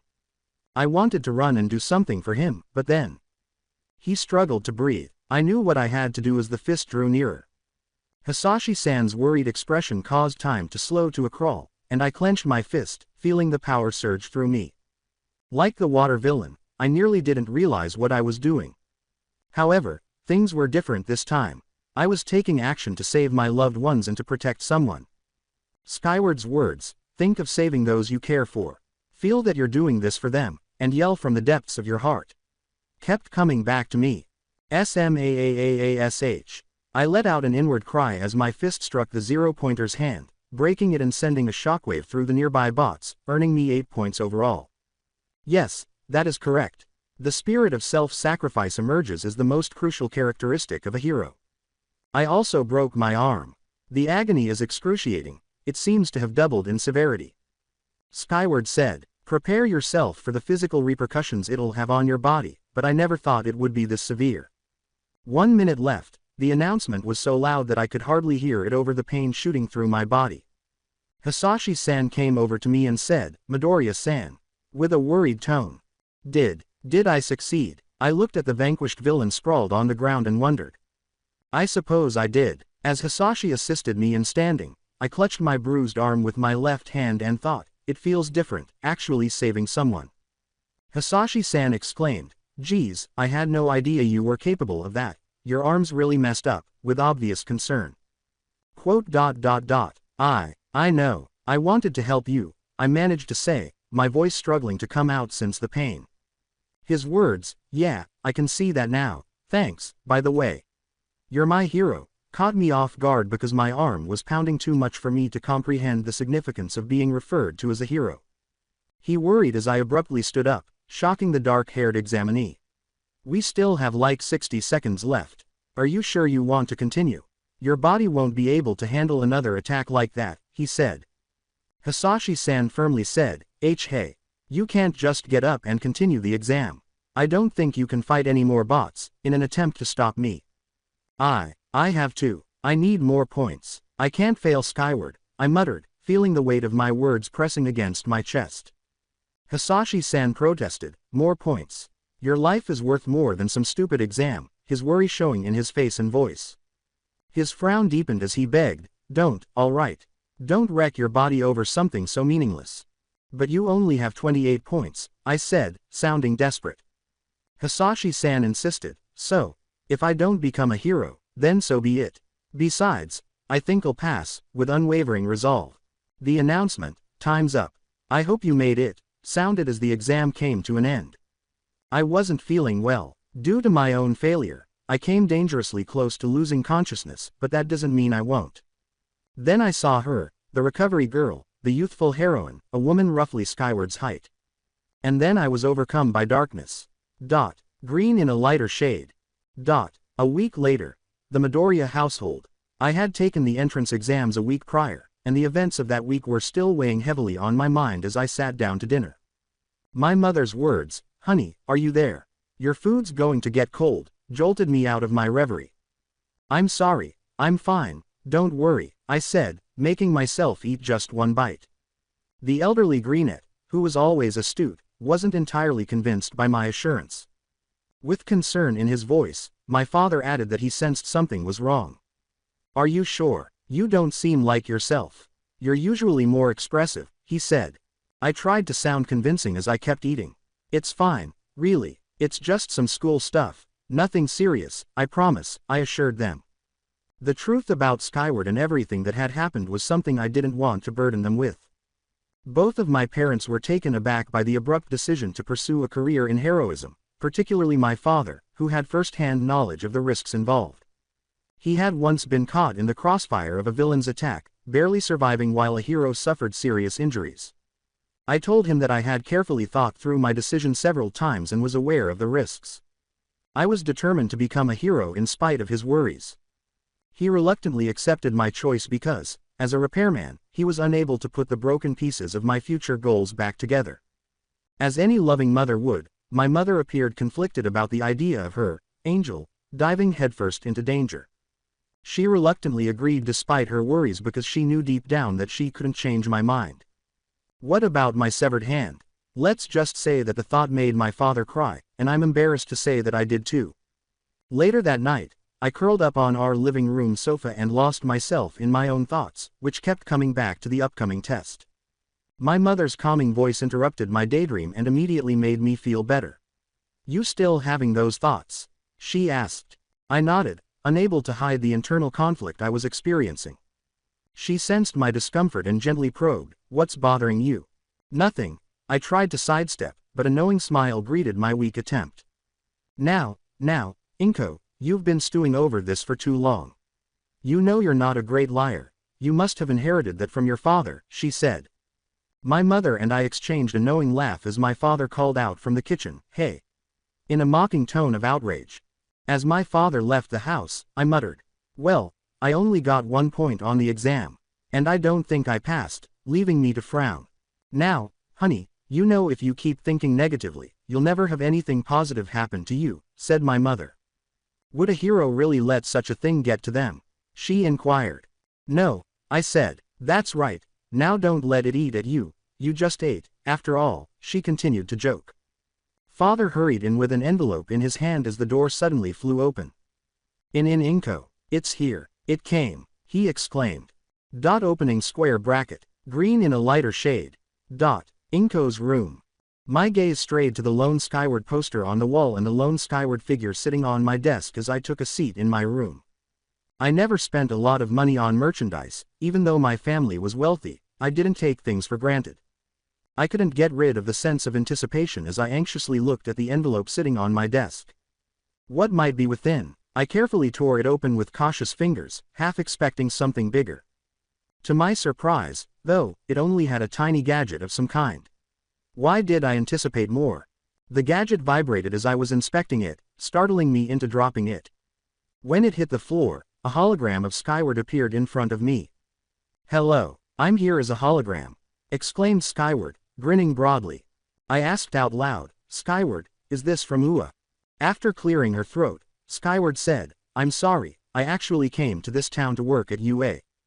"Huh, working at UA," I thought, surprised. At that moment, Skyward paused as someone off-screen made a gesture in her direction. "Yeah. Oh, is it going to delay everything?" she said, briefly averting her gaze before looking back at me. "Well, even though you passed the written exam, you only scored 9 points on the practical exam. That means you didn't pass," Skyward said, her smile wavering a little as I frowned. I anticipated this would occur. "It's simply," I thought to myself, "it's annoying." "That would be it if that was all there was to it," said Skyward. "Ah," was all I could manage. "In addition to now having a stronger quirk, your actions spurred others to act," Skyward went on. "Ah," was my feeble response. "The entrance exam was not graded only on villain points," Skyward clarified. "Huh," I questioned, perplexed. "How can a hero course reject people who save others and do the right thing? This school will be shut down if we did," Skyward yelled. Skyward underlined, "This is a job that requires risking one's life to protect the innocent. Rescue points, and they're given by a panel of judges. It's the other basic ability we at UA look at," Skyward continued. "Inko Midoriya, 69 points. And Hisashi Haruto, 45 points. You both pass," Skyward said. With tears running down my cheeks, I stumbled, this is too crazy," as my parents stormed into my room to give me a hug. As I sobbed on my father's shoulders, I could practically hear Skyward say, "Come, young Midoriya, this is your hero academia." I experienced a wave of intense joy. My life changed and will continue to change as a result of all the assistance I received. My dream of attending high school is about to come true. UA. Room of scoring. Teachers looked over the wide range of exam results in the different rooms on the UA campus. "Check out the results from the exam," a teacher said. "Geez, the student in first place didn't even earn any rescue points," someone else said. He dispatched those foe villains like an ace, said the first instructor.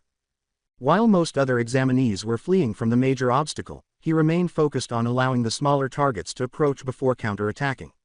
That kid is tough, said the other instructor. On the flip side, the 6th place student accrued 9 villain points, added the first instructor. He's not the first UA hopeful to vanquish that giant robot, though it's been quite some time since I witnessed someone demolish it with a single attack, another teacher commented. But at what cost? Did you see how severely she injured herself? If you ask me, it's as if her body isn't accustomed to her quirk, the initial instructor commented. As he reviewed his roster, an unidentified 4th person muttered, Opening square bracket, green in a lighter shade. Mountain training. I noticed Skyward in her civilian clothes as we returned to the base of the mountain, where it all started. The evening following my UA, Skyward contacted me with an acceptance letter. Skyward smiled and waved, "Yo, young Midoriya. Congrats on getting in. Frankly, I was kinda expecting you not to use OFA at all, but would you look at that, you shattered your arm just to save someone. God, you're like the daughter I always wanted, which is saying something 'cause I only have a son," Skyward said, grinning as usual. I knew I had chosen someone worthy. "Ah, it's thanks to you, Skyward. I couldn't have done it without your help," I said, grinning as we gave each other high fives. "Oh yeah, just to let you know, I didn't tell anyone at UA that I personally trained you myself, well, except Torino," Skyward said. She nodded, and I said, Gran Torino, the number 2 hero. I also wasn't one of the judges, and I for sure didn't pull any strings for you. You, young lady, earned that spot all on your own," Skyward said. "Thank you for telling me that. Oh, wait, I remember, it was quite the surprise that you'll be teaching at UA. So, I was wondering what brought you here all over now. Your agencies are all over Japan after all," I said, intrigued by Skyward's sudden appearance. "Well, because of my status as a rather famous hero, the school didn't want me telling anyone about this," Skyward clarified. "It seemed like good timing because of my condition, and that I'll be looking over 40 students. It seemed like an easy way to find someone new to inherit one for all," Skyward continued. "That's it. Initially, she intended to give it to a UA pupil. Someone with strength. As I put the pieces together, I thought to myself, who already had a strong quirk. Feeling overwhelmed, I questioned the heroine, "Your power completely wrecked my body, and all I did was throw one punch. I can't control it. What do I do?" With a hint of amusement in her voice, Skyward replied, "You'll learn to manage it in time. You hope to master it right away. You're going to learn how to walk before you can run with OFA." I was shocked and said, "Yeah. Wait, you knew I was going to get hurt that badly?" "Oh, come on, we were in a time crunch. But it turned out all right. Plus, now you know what you're dealing with," Skyward said nonchalantly in an attempt to comfort me. "At the moment, your quirk is either 100% or 0%. Skyward offered some sensible advice when he said, "You used it once, and you broke your arm. How about we don't go all out a second time, alright?" I just nodded at her. Green in a lighter shade. Household of Midoriya. My heart grew heavy with excitement as I prepared to travel to Ua and the prospect of entering those sacred corridors. With a tone that was both proud and worried, my father said, "Inko, are you all set?" "Yes, father," I said with assurance, looking up as my mother came in. "Are you sure? This is going to be a big step," my mother said, her eyes full of maternal concern. I know, but I have everything I need, don't worry," I assured them, attempting to calm myself. "Inko." My father's eyes glistened with tears, and both of my parents started, their emotions evident. "Yes," I replied, trying to contain my own tears as a knot formed in my throat. They all said, "We're very proud of you," and their words encircled me like a cozy hug. I managed to say, blinking back tears as I quickly wiped them away, "Oh okay, thanks. I'll see you soon," before leaving the house and bidding my parents farewell as I started a new journey. Green in a lighter shade. UA Class 1A. We walked down the long halls, and Mitsuki-san said, Wow, I wasn't expecting you to get here earlier than me. It seems like you're more eager to be a hero than I am." Well, I had a change of heart. Besides, I had a good trainer," I stammered nervously. "Oh yeah, that mysterious trainer you told me about 10 months ago. Geez, what has she been training you?" Those muscles of yours weren't there before, said Mitsuki-san. I guess my quirk wasn't all I needed to be a hero, I cowed. With a confident exclamation, Mitsuki-san said, no duh, my quirk's basically useless in combat, but get some training and I'll kick any villain's ass. As we finally located 1A. As I opened the door to the classroom, Mitsuki-san joked, what? Do giants go here as well? My classmates stared at me as I entered. I was expecting something different, for some reason. Like a person reprimanding another for placing their feet on top of desks. I greeted my classmates awkwardly in an attempt to defuse the situation. Hi everyone, I'm Inko, nice to meet you, I said, trying to smile in spite of my anxiety. Before I knew it, the loud blonde from the exams came up to me, looking curious. Hey, he exclaimed, his voice full of excitement. You wouldn't happen to be the one who took down that 0-pointer during the entrance exam, would you? I swallowed nervously, not used to being the center of attention. Yes, that was me, I said, starting to feel ashamed. Wow, would you look at that? Seems like we have a real powerhouse, exclaimed the blonde. Yeah, you got that right, loudmouth. Inko-chan here will surely kick some ass. Mitsuki-san complimented me. What? No, I wouldn't say that, I've barely made it. It was only because of rescue points, I said. I recognize that green hair anywhere, said the person behind me. I spun around and saw Haruto-san standing in front of me. His unexpected arrival startled me. I stammered, half screaming, Haruto-san. Why you're here too? Yep, frankly, I was scared I wouldn't get into the hero course. But look at me now, he said with assurance. Also, it's Hisashi. That punch of yours was awesome. Though I have a feeling you were lying to me about your quirk, said Hisashi-san. With discomfort eating at me, I mumbled, what? I wasn't lying, it's just, I didn't know I could do that either. Mitsuki-san said in an inquisitive yet affirmative tone, so you're the friend Inko-chan mentioned she made. Fire-breathing quirk, right. I gotta say, you're just what Inko-chan described. I was surprised by Todoroki's glare at me. His eyes burned with rage, but his face stayed expressionless. Flashback. My teacher called my name and pulled out another stack of papers the day after I passed my exams. Frankly, I knew Todoroki and Bakugo would make it to UA, and they're from this school no less, said the instructor. I felt a knot in my stomach as rumors circulated the room, some of which implied that I had somehow cheated. But it seems Midoriya has also passed the exam. It's almost hard to believe. I muttered nervously. Mitsuki-san had a sudden memory as lunchtime drew near. She said, oh shoot, I forgot my drink. Go ahead, Inko-chan, I'll catch up later, and then she hurried away in the other direction. I didn't have many friends, so Mitsuki-san and I developed a habit of eating on the roof. I was thankful that Mitsuki-san thought of me as her best friend, even though she had a lot of friends. I nearly ran into someone as I turned a corner in the hall and dropped my food. Sorry, I stumbled. Watch where you're going, the student yelled in a harsh, irate tone. Todoroki wasn't exactly the friendliest person at our school, so when I looked up, I nearly gasped. Nerves tainting every syllable, I stammered, oh okay. We stood there, frozen in time, my limbs refusing to obey. Todoroki asked in a chilly, piercing voice, why did you apply? How did someone like you even make it? Words stuck to my throat as my heart raced. I managed to mumble, I applied because I want to become a hero, in a barely audible voice. I could sense the weight of Todoroki's judgment even though his expression remained neutral. A hero, his statement, what makes you think you have what it takes? You don't even have a quirk worth mentioning, struck a deep chord with me and brought up old fears. Determined to hold my ground, I clenched my fists. I may not have a powerful quirk like yours, I shot back, my voice shaking with defiance.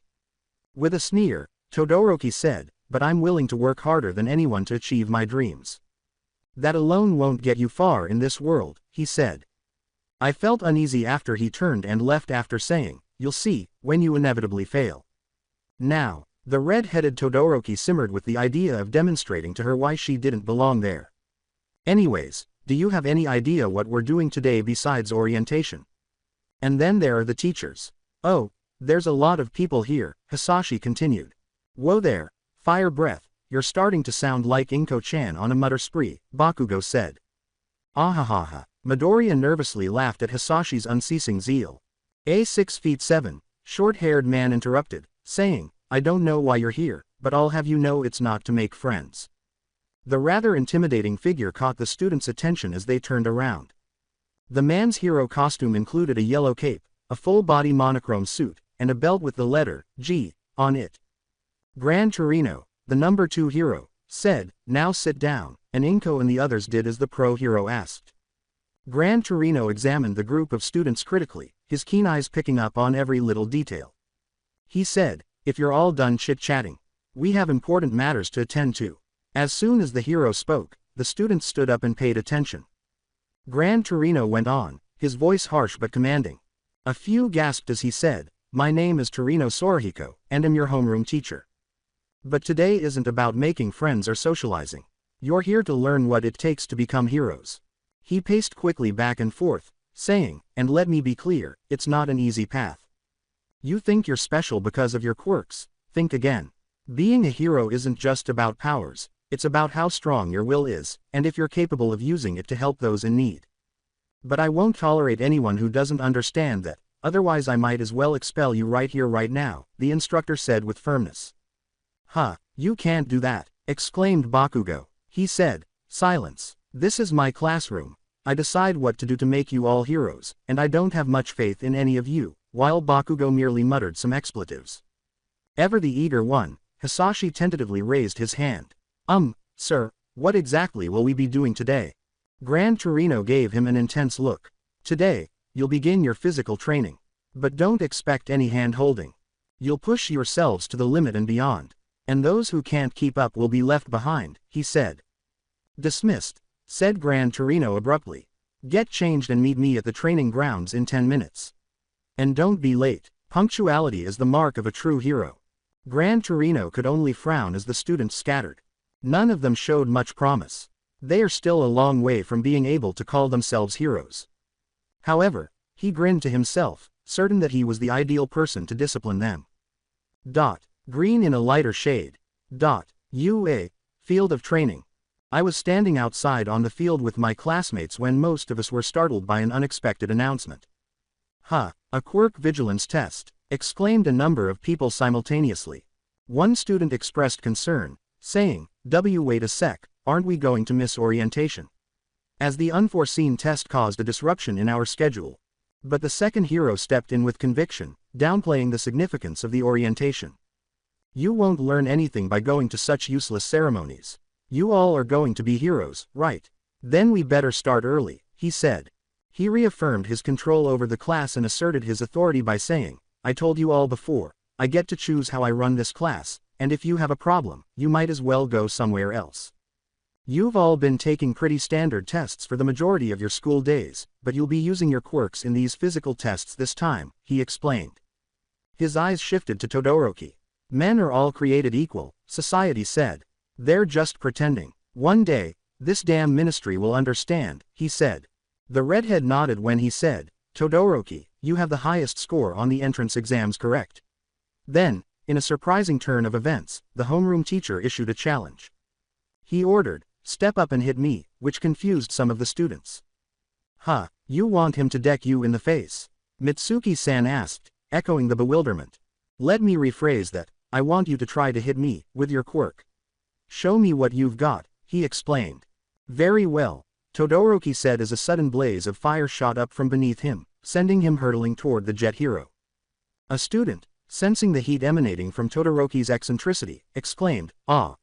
What the hell, no wonder he's number 1. Todoroki charged at Gran Torino with a determined expression on his face, his fist engulfed in flames, his fiery aura gleaming like the sun as he closed the distance. To the surprise of both Todoroki and the onlookers, Gran Torino disappeared into thin air before the fiery fist could reach the young student's teacher. A loud crash echoed through the room before they could process what was happening. Gran Torino slammed both of his feet into the redhead's back, leaving a small crater as Todoroki fell to the ground. As Todoroki hit the ground, the student stood in disbelief, taken aback by the abrupt change in circumstances. He was dwarfed by Gran Torino, who had a severe but slightly pleased face. Gran Torino said, "You've got potential, Kid, but you still have a lot to learn, and offered Todoroki a helping hand. With a mixture of shame and resolve, Todoroki accepted the gesture and stood up. Realizing the seriousness of the training they were going to receive under Gran Torino's tutelage, the other students watched in silence. Gran Torino spoke to the class again as the dust settled, his tone firm. Remember, in the real world, villains won't hold back. You must be prepared to face any challenge head-on. Some pupils swallowed. If you all think this is all fun and games, you all have another thing coming, and that is expulsion. At our teacher's announcement, panic began to take hold of me more strongly than usual. What? Expulsion right away? How? Why? I can hardly keep OFA under control. How will I proceed? I sobbed to myself. As I heard the intimidating words of the number 2 hero, my heart began to race. With a shaky voice, one said, wait a minute. Why would you send one of us home? Also, isn't this too much for our first day? The hero replied, his face still stern, what did I say earlier? The sooner you all train, the faster you become true heroes. All of you will be working hard to reach your full potential, and I'll say this once, you either stay and do the work or leave and say goodbye to being a hero. The weight of his words sank in, causing a knot to form in my stomach. You could say it isn't fair, but face reality, nothing is fair. Power-hungry villains, catastrophic accidents that wipe out whole cities, etc. The world is full of unfairness, and it's a hero's job to combat that unfairness. I looked around at my classmates and saw the mixture of fear and resolve in their eyes. If you want to be a pro, you're going to have to push yourself to the brink. For the next 3 years, UA will throw one terrible hardship after another at you. So go beyond. Plus ultra, the hero said. Show me it's no mistake that you're here. I swallowed uneasily, feeling as though the expectations of the hero were pressing down on me. Now, let's not waste any more time. Let the test begin, smiled the second hero. Test of quirk vigilance. Speed trials. The robot proctor said, runners, get ready, as Rei Shimura and Tensai Iida stood at the starting line. Shortly after the signal was given, Tensai leapt forward quickly, driven forward by his quirk. The proctor announced, 3.03 seconds, as Tensai, clearly moving quickly, crossed the finish line first. Tensai Iida, his quirk. Engine. His legs are incredibly quick, as you can see. Tensai thought. That certainly took a lot out of me, perhaps I should take it into second gear, as he felt the pressure of his work. The teacher of Class 1A thought to himself, he's fast, but this is just the beginning of the tests for you and your classmates, speed won't be everything. The proctor said, 7.25 seconds, as Rei, who was clearly tired, was the next to cross the finish line. Yu Takayama and Hisashi Haruto came next. Yu and Hisashi got ready, Hisashi having a plan in mind. Hisashi turned around as the signal was given, and Yu rushed forward. After inhaling deeply, Hisashi released a quick burst of fire that pushed him past Yu and toward the finish line. Quirk. Fire breath. Hisashi Haruto. 2 seconds later, the proctor declared, 5.58 seconds, leaving Yu gasping. He must exercise caution to avoid burning his mouth because he can breathe fire from his mouth, which has a temperature high enough to melt steel. Damn it, why am I paired against someone with a fire quirk? Yu fumed with frustration. Keigo Takami and Kana Tsutsumi were next in line. Keigo spread his ferocious wings as Kana, with her pink and indigo hair, stood poised. Keigo inquired inquisitively. Hey, are you fast by any chance? I asked the focused Kana, but she didn't answer. Keigo took off as the proctor gave a firm, get set. Go. To start the race. Keigo Takami, quirk fierce wings. He can fly thanks to his 2 large wings and is able to control each and every one of them. A bird cannot do that. But Kana rushed forward, overtaking him in an instant. The proctor's robotic voice said, 5.52 seconds, as Keigo fell behind. It said, 6.51 seconds, after that. Takami nodded, clearly surprised that an athletic girl had outperformed him. Does that answer your question? She asked. Determining their potential for improvement requires an understanding of their capabilities, Gran Torino thought. Mitsuki Bakugo and Inko Midoriya were next in line, and Inko had a clearly nervous look on his face. Runners, get set, ready. Mitsuki gave Inko a quick, reassuring look. I'm sorry if I leave you behind, Inko-chan. You have to give it your all to win, she said. The start was signaled by the echoing gunshot. Both Mitsuki and Inko charged ahead, with Mitsuki gaining a sizable lead and navigating the course with ease. 5.41 seconds, the proctor declared. The homeroom teacher thought, the path of a professional often demands creative approaches for success. Inko stumbled as she pushed herself over the finish line, clearly exhausted. 7.24 seconds. Mitsuki acknowledged and assisted her friend in standing up. My quirk's speed is handy, but I doubt I can match your strength, Inko-chan, she said. But as she thought about the next 4 tests, the girl with green hair experienced a wave of panic. Everyone will be using their quirks on all of them and getting incredible results. What ought I to do? She muttered nervously. I have a lot of power, but I can only use it once before it breaks me. Control. That's precisely what I need. Perhaps I can focus, as Skyward suggested. Flashback. The green-haired girl approached her idol with a pressing question at the base of the same mountain where Inko trained. She asked, how exactly do I, control one for all? With a knowing grin, Skyward looked up and said, how to harness OFA. Ha, I knew you were going to ask sooner or later. With a hint of doubt in her voice, Inko asked, really? Yep, every user has asked the same question as soon as they were given it, confirmed Skyward. And every user had different ways of harnessing this power. I believe you need to find your own way as well, Skyward went on. The 8th user questioned, how did you control it? How did I? Well, I've had this power for over a decade, so I've gotten used to it. It's as easy as breathing to me, Skyward said. But I remember N suggesting something that calms me down, like breathing in and out, Skyward said. So I pretty much meditated in order to control it, which was a huge hassle just to do on its own. Inko thought out loud, so, something that calms me down. If that's what helps you, then sure, Skyward said. After giving it some thought, Inko muttered, water. Uncertain that she had understood everything correctly, Skyward asked, did I hear that right? Water usually calms me down. Whether it's watering plants, taking a shower, or even just the sound of rain, Inko said, grinning slightly. Skyward said, all right, then. You already know what it's like to fire on all cylinders, and Inko nodded. Skyward questioned the prospective UA student, now, how do you plan on harnessing water to control this power? For a moment, Inko thought, Ofa will stand in for the water. How can I represent authority? She asked herself. She said to herself, that's it. As Skyward examined her face. Inko started out by saying, if water represents the power of OFA, then I represent control. If I dip my finger into a small puddle, the deeper I go, the more control I can exert. But if I go too deep, I risk drowning, or in other words, breaking my body. Haha, that's it, you've got it, keep focusing on that. Full control of OFA won't happen overnight. Skyward grinned broadly and said, there are 3 weeks until school starts, so do your best, while Inko echoed her excitement. Now, next on the list was course of obstacles. The last obstacle on the course, a rather intimidating wall, was in front of me. I muttered to myself, okay. Keep myself from drowning, as I pictured a single finger sticking out at a tiny body of water. I gathered my courage, turned to the wall, and started running in its direction. I grunted and forced myself to use as much of one for all as I could before diving over the barrier. As I cleared the wall, my feet nearly tripped me, and I landed with a thud on the other side. When I realized I had made it over, I mumbled, ow, and rubbed my behind. My victory was short-lived, though, as another student leapt over the same wall with ease and landed in front of me.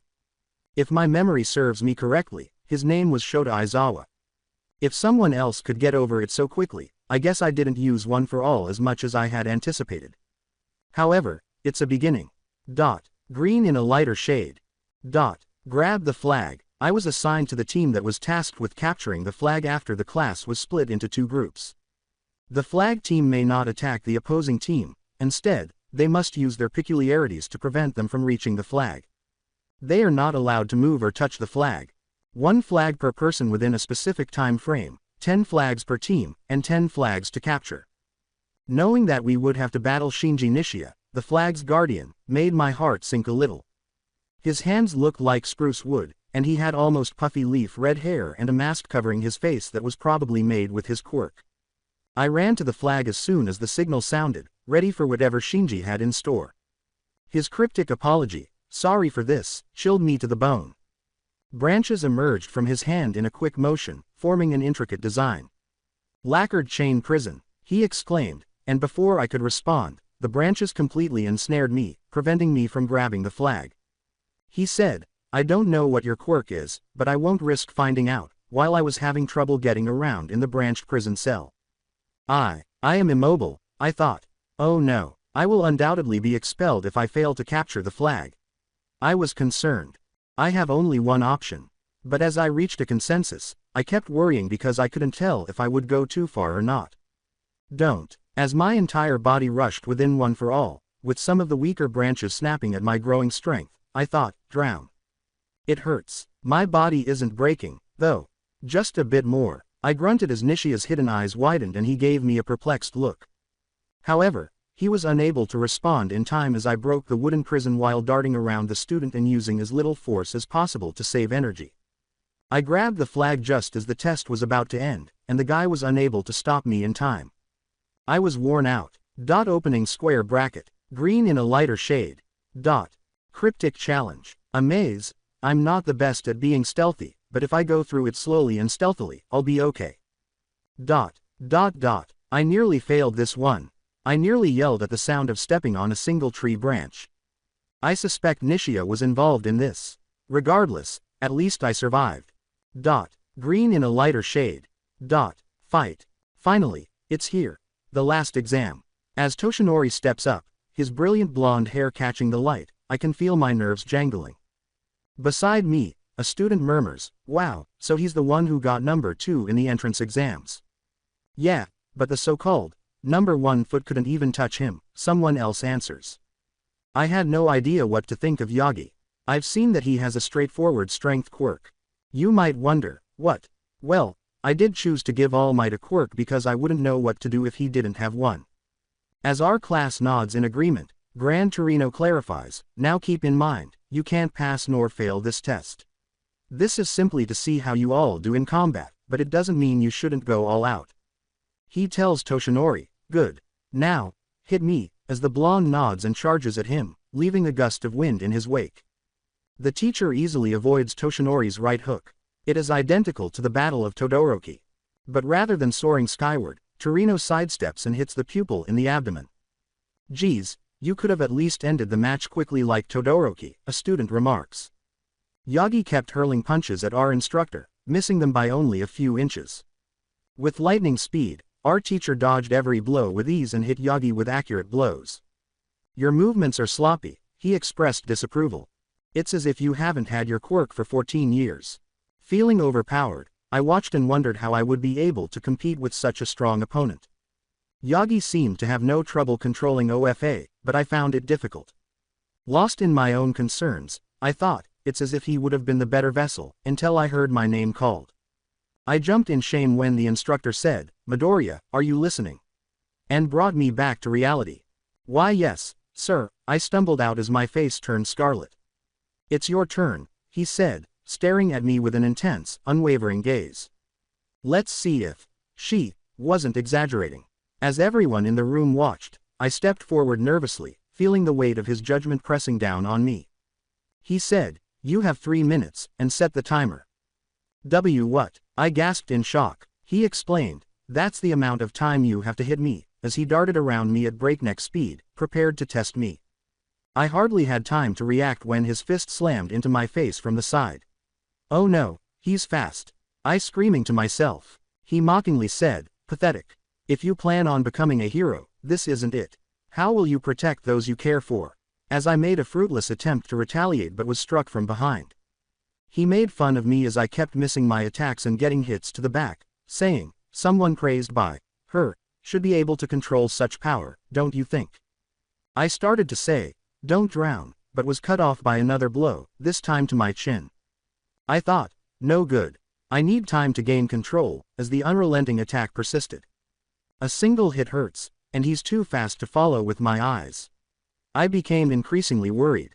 I frantically thought, I just need a few seconds. As a thought suddenly occurred to me. I turned on Gravitate almost immediately. I made the decision to name her original quirk. I telekinetically lifted small but important rocks that had been left over from Yagi's fight, feeling a nagging sensation in my head. Gran Torino was about to fall, but I quickly formed a stone wall around myself, creating a sort of makeshift armor. Even though his blow broke the rocks, it gave me priceless moments. I focused and yelled in my head, "Now, SMAAAASH," as I launched the pieces into the air.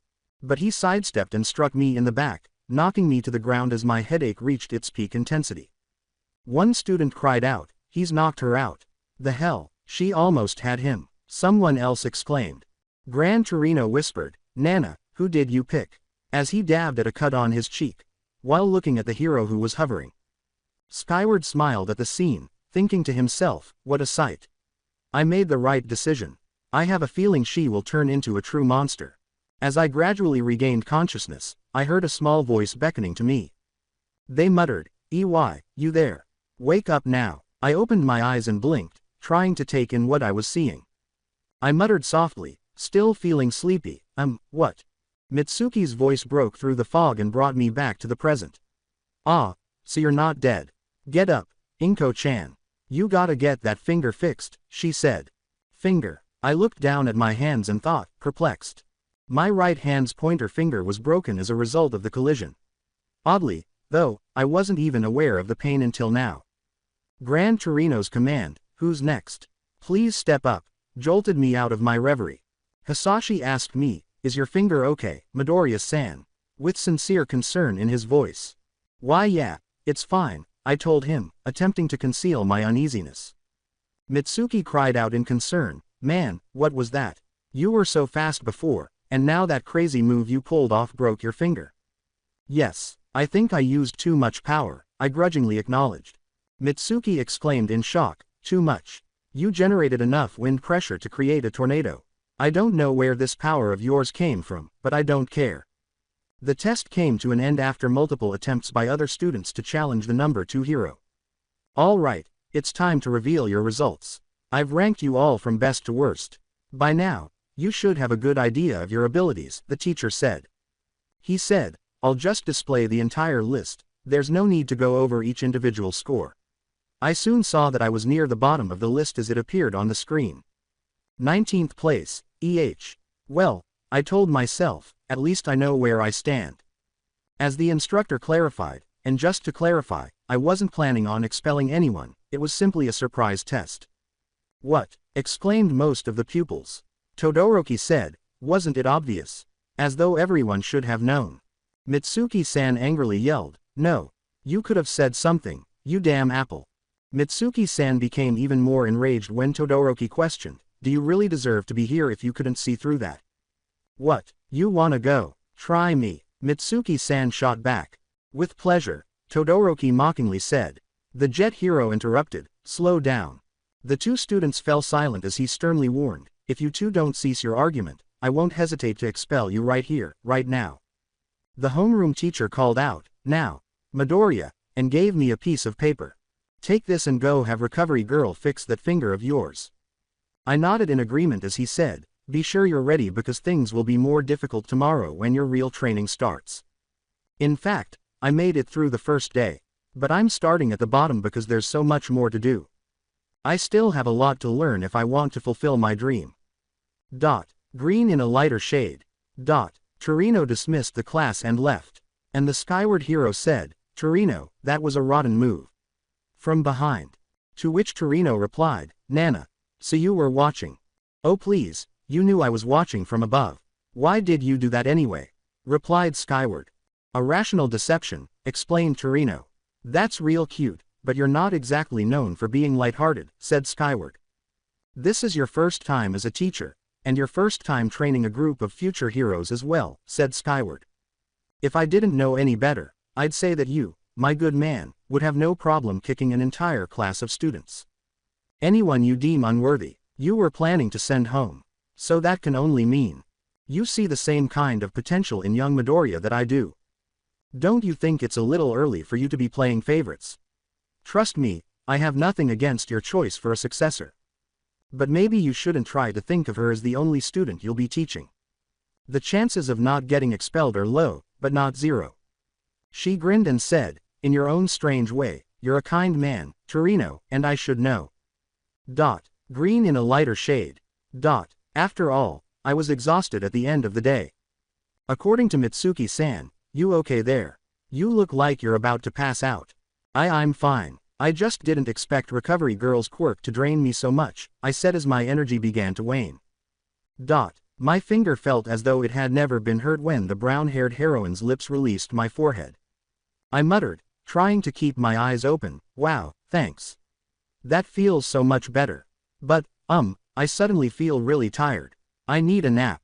The youthful heroine clarified, my quirk stimulates your healing abilities, but healing takes a toll on your energy. You're lucky you had enough energy to heal that finger of yours. You were exhausted before you even got here, she said. That idiot really knows how to grind my gears. He's worked for a day, and I already feel like I'll start growing gray hair, she said. But a word of advice. Get too many injuries, and your stamina will be shot. You'll end up dying instead of healing, so be careful, she advised me.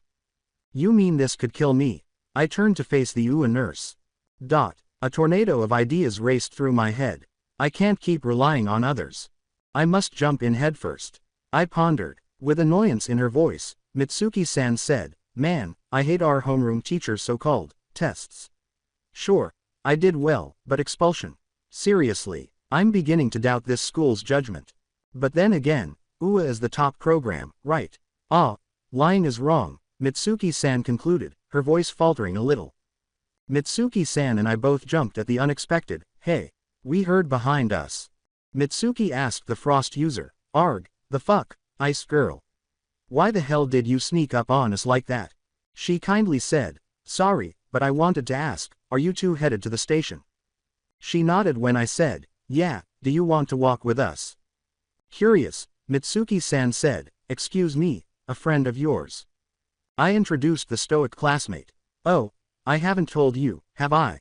This is Rei Shimura. I met her a while ago before the entrance exams, but I was busy training, I said. It's nice meeting you, Bakugo-san, Shimura-san said, bowing respectfully. Mitsuki-san grinned and said, hey, enough with the formalities, just call me Mitsuki. Whether you like it or not, we're friends, while Shimura-san also smiled slightly. She said, all right, and the three of us began to move in the direction of the station. Mitsuki-san looked at the white-haired girl next to me at the station and inquired. You live in Aichi Prefecture. Mitsuki-san said matter-of-factly, isn't that where rich people live? I don't know for sure since I've never been there, but I know a few people who do. Shimura-san said, yes, though I hope this doesn't change your view of me, her voice tinged with doubt. I smiled and reassured Shimura-san, it's okay, Shimura-san. Where you live doesn't matter, it's who you are that matters. Couldn't have said it better myself, added Mitsuki-san. Yeah, we and Mitsuki-san don't exactly live in the most expensive of places, but our families are well off, I continued. Yep, I'd trust Inko-chan if I were you, Snow White.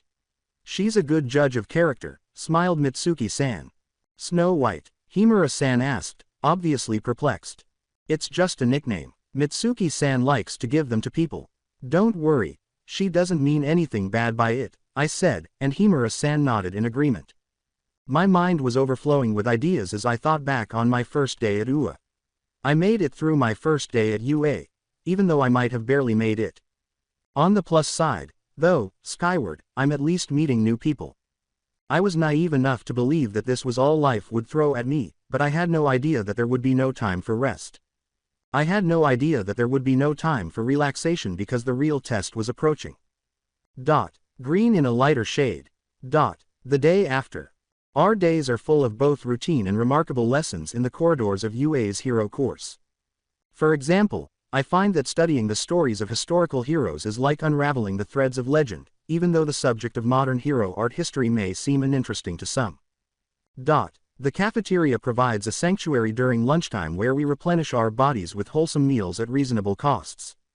Although a little rude given her full mouth, Mitsuki-san's joyful exclamation captures the sentiment of many. Between bites, Mitsuki-san said, damn, if I know any better, I'd think I'm in heaven, but Shimura-san quickly reminded her to keep her mouth shut while chewing. And we get excited for the day's high point, hero basic training, as the afternoon sun begins to shine. Hey, do you think we'll learn anything about being her? Mitsuki-san asks, but the loud slam of the classroom door interrupts her. The greatest hero, Skyward, says, I am here. And with great news. As she hovers in front of us, her contagious smile lighting up the room. I can't believe it's really Skyward. So she's our teacher. Some of my classmates exclaimed, this year is going to be totally awesome. She smiled warmly and said, welcome to the most crucial class at UA High. Think of it as, Heroing 101, to the excited faces in front of her. Here, you'll grasp the essentials of becoming a pro and understand what it truly means to fight for the greater good. Let's dive right in. Today's lesson is just the beginning, but don't worry, it won't hold back any punches, the hero said, pulling out a card with the words, Battle, printed in bold, glowing letters. Mitsuki-san grinned and said, Fight training, as the room's energy changed in anticipation. Real combat, I asked with a terrified frown. Skyward excitedly interrupted, but one of the pillars of heroism is looking the part. As she pushed a button to bring suitcases down from the classroom wall. These were meticulously designed for each of you based on your quirk registration forms and the requests you submitted before the start of the term. Costumes. Some of the students cheered and gasped. Get yourselves suited up, and then meet me at training ground beta, she said. The class said, yes, ma'am. Green in a lighter shade. Ground beta. As the rest of us entered ground beta in our costumes, Skyward said, they say that clothes make the pros, young ladies and gentlemen, and behold, you are the proof. Take this to heart, from now on you are all heroes in training. Just look at you guys, I'm getting excited, you all look great. Skyward said to us with a grin. Now, shall we get started? There's only direction from here, and that's only up. Skyward said. The clothing allowance was provided to an exclusive clothing company chosen by the school after I and the others submitted our quirk registration forms, which included our physical measurements and any desired costume designs, prior to our enrollment at UA High. They produced cutting-edge costumes for us using all that information. Flashback. With a knot of anxiety twisting in my stomach, I whispered, I need to head to City Hall today and get my registration form for the clothing allowance. But I'm already registered as having one quirk. I can't just go over there and say I suddenly gained another. I said with excitement. In a panic, I grabbed my phone and called Skyward to ask for assistance. Skyward said over the phone, quirk registration. I hadn't even considered that, which made me sad. With concern in my voice, I clarified, well, I've recently gained some control over OFA. They're bound to ask questions once I start exhibiting strength beyond human limits. I really should have thought this through, Skyward said out loud, her voice tinged with frustration. Having a second quirk isn't exactly common. Desperate for an answer, I questioned, wait, how did you manage to conceal OFA from others? Skyward answered matter-of-factly, oh, I didn't. As the seventh user, it wasn't powerful enough to be considered non-human. I was simply seen as a strong woman. She continued, I can't say the same for you. From what I've witnessed from you as the eighth user, your strength far surpasses that of the average woman, in a complimentary yet worrisome statement. As my anxiety increased, I said, thanks, I think, but what kind of excuse do I give them? Let me think. Skyward thought for a while before remaining silent. Skyward persisted, just tell them it's an extension of your quirk, I'm sure they won't mind, before being cut off. A voice said, hello, from the door. I hung up on Skyward, saying, changing a few thin. I ended the call with the top hero. I must apologize. I said, hey, Dad, as he walked into the living room. Great you're here, he said, reaching into his bag for something. He smiled and pulled out a notebook, saying, you know, since you're going to be a hero, you might as well fight in style, right? You're lucky I have a friend who works in fashion. I convinced him to help with the creation of your hero costume. He opened the notebook to a specific page and said, I might be a repairman, but I just so happen to be an artist as well, so. I designed some rough sketches of hero costumes you might want to wear. I didn't really agree with you being a hero before. He enthusiastically handed me the notebook and said, but I can't change your mind now. You're in the greatest hero school in Japan, and I'll help in any way I can. While I looked over the designs. What? I can't wear this. It looks so expensive. You don't have to do this for me. I said. Oh, but I can, sweetie. I'll gladly quit my job if it means you can achieve your dream. He said, Besides, it's just a rough sketch. You can change a few things if you wish, while I considered it. Now, I'm going to wear it because my father recommended it and he completely supports my dream. I thought with pride. As I considered the significance of my costume, I thought, it may not be state-of-the-art or flashy, but it holds a special meaning for me. This is it, my hero costume.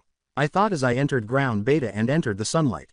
I wore a simple outfit consisting of an emerald green jumpsuit made of sturdy material with sleek black seam accents. I wore a lightweight utility belt with pockets to hold necessities like pills in case I overused my quirk, gravitate, to go with the jumpsuit. The belt, which had strong metallic clasps and buckles for stability, also functioned as a focal point for my quirk's abilities. I decided to wear fingerless gloves with heavy metal weighted bracelets near the end to protect my hands and improve my telekinetic control. The gloves, subtle black accents added to their eye-catching appearance, and they complemented the jumpsuit's dark green color. In order to ensure both style and functionality, I went with black boots with reinforced soles. But, I highly doubt this will survive a full-powered smash, I thought as I looked down at my clothing. I heard my name called, "Hey, Inko-chan," and saw Mitsuki-san approaching. Her outfit, which included a hooded vest over a red and black striped shirt and military-style pants, was somewhat skimpy, exposing her stomach. She also wore a belt with capsules that looked like they might explode on it. Wow, I was expecting something a bit less tame for someone like you, like a cape or something. Mitsuki-san said, but hey, I'm not complaining. Green is Midoriya's color after all. Oh, green all over Midoriya-san. Oh, a bit of black too. Haruto-san showed up dressed in an all-black dragon costume. I let out a startled, Haruto-san, as I glanced at him in his outfit without realizing. Call me Hisashi, he reminded me. Iida-san questioned the floating hero, this is the fake city from our entrance exam, are we by any chance conducting urban battles again? Skyward said, not quite. You all will be moved 2 steps ahead. Most of the villain fights you see on the news take place outside, as he hovered over us. However, statistically speaking, run-ins with the most dastardly evildoers take place indoors. Consider this. Backroom deals, break-ins, concealed lairs. The truly cunning criminals remain veiled in shadows, Skyward thought. For this particular exercise, you will be divided into teams of heroes and villains, engaging in 2-on-2 skirmishes indoors, Skyward said. Shimura-san questioned, isn't this a bit advanced? Well, you know, the most effective training often occurs on the battlefield. However, remember, this time you cannot simply pummel a robot, warned Skyward. You're dealing with real people now, Skyward informed the students. Alright, listen up, Skyward said. Here's the scenario. The villains have concocted a potent drug capable of entirely nullifying quirks, concealed somewhere within their hideout. The heroes must try to thwart their nefarious plans. To do so, the heroes must either apprehend the wrongdoers or locate and destroy the suitcase containing the prototype drug. Similarly, the villains prevail if they safeguard the case or apprehend the heroes. Time is limited, and teams will be determined by drawing lots, Skyward said. Yamada questioned the heroine, isn't there a better method? Oh please loudmouth, pros often have to team up with heroes from other agencies on the spot, so of course it's random, replied Mitsuki-san. Let's draw, said Skyward, grinning excitedly. Group A, Yamada Oboro Shirakumo Hisashi. Group B, Keigo Takami Shota Aizawa. Group C, Hisashi Inko Midoriya Haruto. Group D, Kamihara Tensai Iida Shinya. Team E, Enji Todoroki, Rei Shimura. Team F, Teishiro Toyomitsu, Ken Ishiyama. Group G, Toshinori Yagi Tsutsumi Kana. Group H, Yu Takayama Shinji Nishia. Group 1, Hakamata Ayaido Kimono Tsunagu. Group J, Nimari Kayama Mitsuki Bakugo. Wow, would you look at that? We're a team, Hisashi-san grinned broadly. Why yeah, let's try our best, I stammered, blushing. It seems Snow White and the Lobster are on the same team. Their quirks really don't work well together, said Mitsuki-san. With stoic expressions, the 2 students just gazed at one another. Skyward declared, I declare that the first teams to fight will be, these guys. Team F will be the heroes. Team J will be the villains. Everyone else can head to the monitoring room to watch, the heroine said. Yes, ma'am, the students said. Opening square bracket. Green in a lighter shade. Bad guys, you can go on in and get set up. In 5 minutes, the good guys will be let loose and the battle will start. Skyward said. Both teams said, yes, ma'am. Kayama, Bakugo, the key to being successful in this challenge is to embody villainy. Think from the perspective of an evildoer. Skyward provided guidance. Bakugo said, got it. Skyward said, if things get out of control, I'll intervene. With a smile, Kayama said, understood. F5 Battle Trial. Ponytail informed me, you know, that costume is pretty revealing. I grasped the case and said, seriously, look at yours, and besides my skin needs to be exposed if I want to use the thing. Well, the same can be said about mine, so I'll say we're fighting an uneven fight. I asked the student with the purple hair, oh, how so? My quirk allows me to exude a sleep-inducing aroma from my body, and it just so happens to be more effective on men. She said while licking her lips. With a cheeky smile, I said, wow, this really isn't fair for the heroes, is it? The rather tall blonde said, yeah, I don't think I'll be able to memorize this entire building. You'll be correct, it's rather large to memorize each floor, but I luckily can control a majority of the cement used for this building. The cement block that lives said. As the speakers came on, Toyomitsu grinned and said, you can do that. It should be easy to find those two then. All right, let's begin the indoor combat training. Team J and Team F, your time starts now. Pay attention, future heroes, think what you would do in such a situation. Ishiyama put his hand on the wall of the building and used his peculiarity to determine where the opposing team was. They're on the 5th floor. Still, we should be careful, there are blind spots all over, warned him. Blind spots, with someone of my size, the whole building might as well be a blind spot. Toyomitsu laughed. Ishiyama asked the blonde, what is your quirk? Oh, I basically use any fat I gain for defense purposes. I can use said fat to gain strength, at the cost of my defense, Toyomitsu said. I see, but listen, I may be wrong, Ishiyama went on. As the two ascended the floors of the building, he analyzed, based on the appearance of Kayama's costume, her skin might be a crucial element of her quirk. With a red face, Toyomitsu remarked, you may be right. But does she really have to show that much skin for her quirk to work? Ishiyama sensed something as the two were only a floor below the 5th.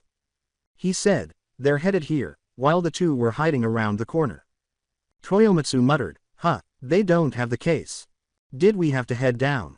You could have finished them off yourself, you know, Bakugo said to them. Please, I would rather have them fall asleep than have you lay a hand on those poor boys, Kayama said. Ishiyama noted, taking the circumstances into consideration, a sleeping quirk.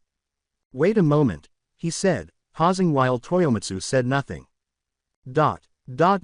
He yelled, now, room, and surrounded the two girls with 4 walls in quick succession. The hell, you're telling me this entire building is made out of cement? Mitsuki's nearly silent fury echoed through the walls as the two heard it. Toyomitsu yelled, let's go, and the two fled to the 5th floor. Wow, a sleep quirk, we won anyway, the blonde said. Ishiyama said, I wouldn't be so sure about that just yet, as they walked into the room. Toyomitsu said, they just left it here, and reached for the case. But something caught the two's attention. Away. They were unaware that a subtle gas was permeating the space. Brightly pink in hue, and they passed out. Skyward declared, villain team wins. From the monitor room. I watched with anxiety as the last round came to an end. Kayama's peculiarity had rendered the two surprisingly helpless, which had resulted in their triumph. Haruto-san tilted his head and said, wow, how did they have the opportunity to fill the room with Kayama's quirk? That's the thing, she didn't. They just happened to be trapped by Ishiyama beside a wall with a vent, Ryoko said. The gas went through it and coincidentally made its way to the 5th floor room. Yamada asked, so they were just messing with them? Some sort of silly prank? Well, Mitsuki-san is known to mess with people when she feels like it, but she doesn't mean anything bad by it. I quickly explained, not wanting to give her a bad reputation. Aizawa gave a nod. From the looks of it, I can say the same about Kayama. My heart was pounding with excitement as the next team was called. Skyward pulled out a black and white ball with the letters, B, and I, on it and exclaimed, next up are, these guys. Team B are the heroes. Team I are the villains. Let's get started, exclaimed Skyward. I fidgeted nervously with my fingers, wondering again who Haru Hasashi-san and I would face. Humura-san saw my anxious fidgeting and asked, "Something wrong, Midoriya-san?" I'm worried about who I'll be up against," I said after taking a deep breath. Humura-san nodded sympathetically. "I see. I'm sure you're not the only one feeling that way. There are bound to be more than one participant with similar concerns." "Why yeah, you're right," I said, attempting to quiet my whirling mind. Green in a lighter shade. F1 battle trial. Takami said, "We really have our work cut out for us, huh? Some blonde and a guy who looks like he'll rip our heads off." Going by Kimono's feral look, I think he has some sort of animal-like quirk, Aizawa said. "Perhaps it gives him strength, but I'm unsure." Takami responded, "Yeah, that guy definitely gives off some primal vibes," while he adjusted his wings. "But let's not underestimate Hakamata, his eyes just scream strategist," warned Aizawa. Aizawa went on, "Squinting at their enemies, Kimono may be physically strong, but that doesn't mean he's unbeatable." Takami tilted his head, thinking about their rivals. "So, how do you suggest we tackle this?" "We need to exploit their weaknesses. Kimono's raw power likely comes with a lack of finesse. If we can outmaneuver him and force him into a position where his strength becomes a liability, we'll have the upper hand," Aizawa said. Takami grinned, confidence shining in his eyes. "Leave the heavy lifting to me. I'll keep the beast guy busy while you handle the fashion one." Aizawa gave a nod of approval. "I'll use my quirk to erase Hakamata's quirk. If I'm right, that should level the playing field." F3 battle trial. With a tense, determined expression, Hakamata pondered for a moment. "Kimono, we need a plan. Aizawa and Takami won't go down without a fight."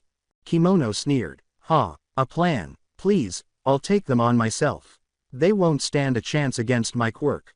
Hakamata gave a headshake. "Listen, this isn't about showing off. It's about strategy. We need to work together if we want to win." Though reluctantly, Kimono gave in. Fine. What's your brilliant plan, then?" "We need to create a distraction. While they're focused on us, someone else can grab the case and make a run for it," Hakamata said. Kimono thought about it. I suppose that could work. But why don't I just take them out myself?" Kimono reluctantly agreed. "Because, my friend, we need to ensure our victory. Let's use our strengths wisely," Hakamata reasoned. "Fine, I'll play along. But don't think for a second that I need your help." "Of course not. Now, let's execute this plan flawlessly," Hakamata said resolutely. "Flawlessly? Ha, that's my specialty," Kimono bragged. Hakamata reminded him, "Remember, keep your focus. We can't afford any mistakes." Kimono nodded. Yeah, I've got it." Hakamata underlined, "I'll defend the case with my life. It's our ticket to victory." Kimono answered, "You better." Green in a lighter shade. Monitor room for the battle trial. "Hey, is the audio broken?" "I don't hear anything," said Shirakumo. "Well, no, it's not broken. I've given them small earpieces so that the teams can communicate with each other. All we can do is watch," explained Skyward. Skyward went on, "As much as I want you all to hear the battle, along with a map of the building, they also have a roll of capture tape, while displaying the tape in the map. Wrapping this around your opponent means you've apprehended them, and they're out for the rest of the game. There's a 15-minute time limit," Haruto-san began. "And the good guys have no idea where the bad guys have placed the case, huh? Not to mention, they can simply avoid them the entire time," said Mitsuki-san. "Correct," said Skyward, grinning. "Then the tired and bird guy are clearly at a disadvantage here," Mitsuki said. "Real pros have to outwit villains on a daily basis. That's life. Even when the odds aren't in our favor, we fight," Skyward said. "All together," exhorted Skyward. "Let's hear a plus ultra," was uttered collectively by most of my classmates. Todoroki said, "It's about time. It looks like they're moving." Skyward turned to face the monitors and said, F2 battle trial. Aizawa and Takami parted ways on the second floor as the seasoned hero knelt down, staring at the stairwell in front of him. The sound of faint footsteps indicated an approaching conflict. He readied himself, ready for what was to come. Takami launched himself into action as Kimono bounded onto the second floor, his sinewy muscles clenched with strength. He teased the villain by avoiding his grasp with a flurry of feathers. Takami mockingly said, "Come on, big guy," in a sarcastic tone. "Can't catch me." With his eyes narrowed and focused on his elusive target, Kimono yelled in exasperation, "Get back, you damn bird." As he pursued, Takami's agility made it easy for him to move through the cramped hallways, but Kimono's unrelenting pursuit matched every move he made with force. Takami leapt through an open doorway and barely avoided Kimono's extended hand. He was aware that they needed a plan to turn the tide in their favor because he couldn't keep up this pace forever. Opening square bracket. F3 Battle Trial. Aizawa turned a corner on the third floor and saw Hakamata standing there. The blonde held the capture tape and stood there, strands of his quirk-activated fibers trailing behind him. "I knew we'd cross paths eventually," Hakamata said, wearing clothing that was too ostentatious for the situation. "I've been looking forward to this." With his capture scarf ready for action, Aizawa squinted his eyes. "Let's not waste any time, Hakamata. The case belongs to us." Hakamata swung the fibers in the direction of the case with a quick flick of his wrist, hoping to catch it before Aizawa could respond. But Aizawa was fast to respond, his eyes fixed on the ground as he used his quirk to counteract Hakamata's quirk's effects. Hakamata's expression hardened as the fiber strands faltered in midair. "Impressive," he acknowledged in a respectful tone.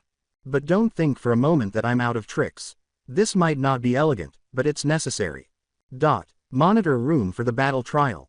Through the numerous monitors, we witnessed Hakamata charge at Aizawa with the intention of engaging in close-quarters combat. Aizawa responded quickly, avoiding Hakamata's first blow and sweeping his capture scarf in a deliberate countermove.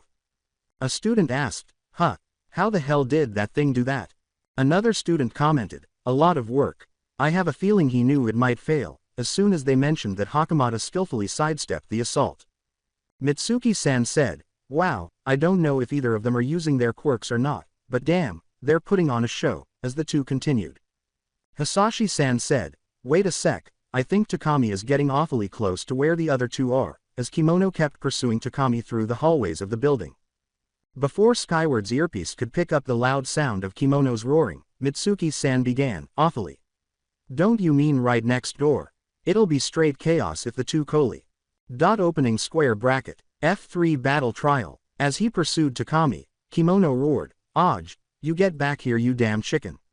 He ran after him practically on all fours as they passed through the second floor's numerous hallways.